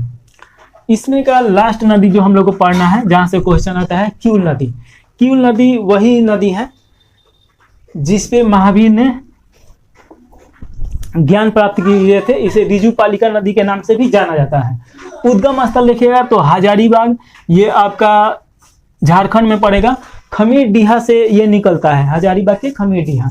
किउल नदी के अगर संगम का बात किया जाए तो ये टाल क्षेत्र में जाके ये समाहित हो जाता है, जिसमें देखिएगा कि इसमें फल्गु, होरहर, पंचाले और सकरी, ये सभी नदी इसका सहायक नदी है। ये आप देखिए किउल नदी यहाँ से निकला इधर से और जाके टाल क्षेत्र जो कि गंगा नदी में है के क्षेत्र पड़ता है 810 किलोमीटर, और वहीं पे इसका समाहन हो जाता है। तो इस प्रकार देखिए कि दक्षिण बिहार का जितना नदी था हम लोग पढ़ लिए लोग। इसके अलावा इसी वीडियो में हम लोग को पढ़ना है कुछ और भी, तो जैसे बिहार के प्रमुख झरने या जलप्रपात। तो जलप्रपात या झरना क्या होता है, तो देखिए जैसे कि नदी प्रवाहित हो रहा है और पहाड़ी क्षेत्रों से जब नदी नीचे गिरता है तो उसी को झरना बोला जाता है या जलप्रपात बोला जाता है। तो यहाँ पे ज़्यादा बिहार में नहीं देखने को मिलता है, लेकिन जो 2-3 हैं वो भी दक्षिण बिहार में देखने को मिलता है, उत्तर बिहार में देखने को नहीं मिलता है। उत्तर बिहार में क्यों देखने को नहीं मिलता है, क्योंकि उत्तर बिहार मैदानी भाग है और दक्षिण बिहार देखिए ये पथरीला भाग है। इधर पहाड़ भी, पर्वत भी मिलता है, जिसके कारण यहाँ से जलप्रपात प्राप्त होता है। तो देखिए सबसे पहले काकोलत जलप्रपात, ये आपको नवादा डिस्ट्रिक्ट में मिलेगा। उसके बाद दुर्गावती जलप्रपात जो कि कैमूर डिस्ट्रिक्ट में मिलता है। वहीं पे जियार कुंड, ये जलप्रपात जो मिलता है फुलवरिया नदी पे मिलता है। तो ये आपको याद रखना है। यहाँ से 2 से क्वेश्चन सबसे ज़्यादा पूछता है, दुर्गावती और काकोलत जलप्रपात। तो काकोलत से तो बार बार क्वेश्चन आता है। उसके बाद हम लोग देखेंगे बिहार के प्रमुख जल कुंड।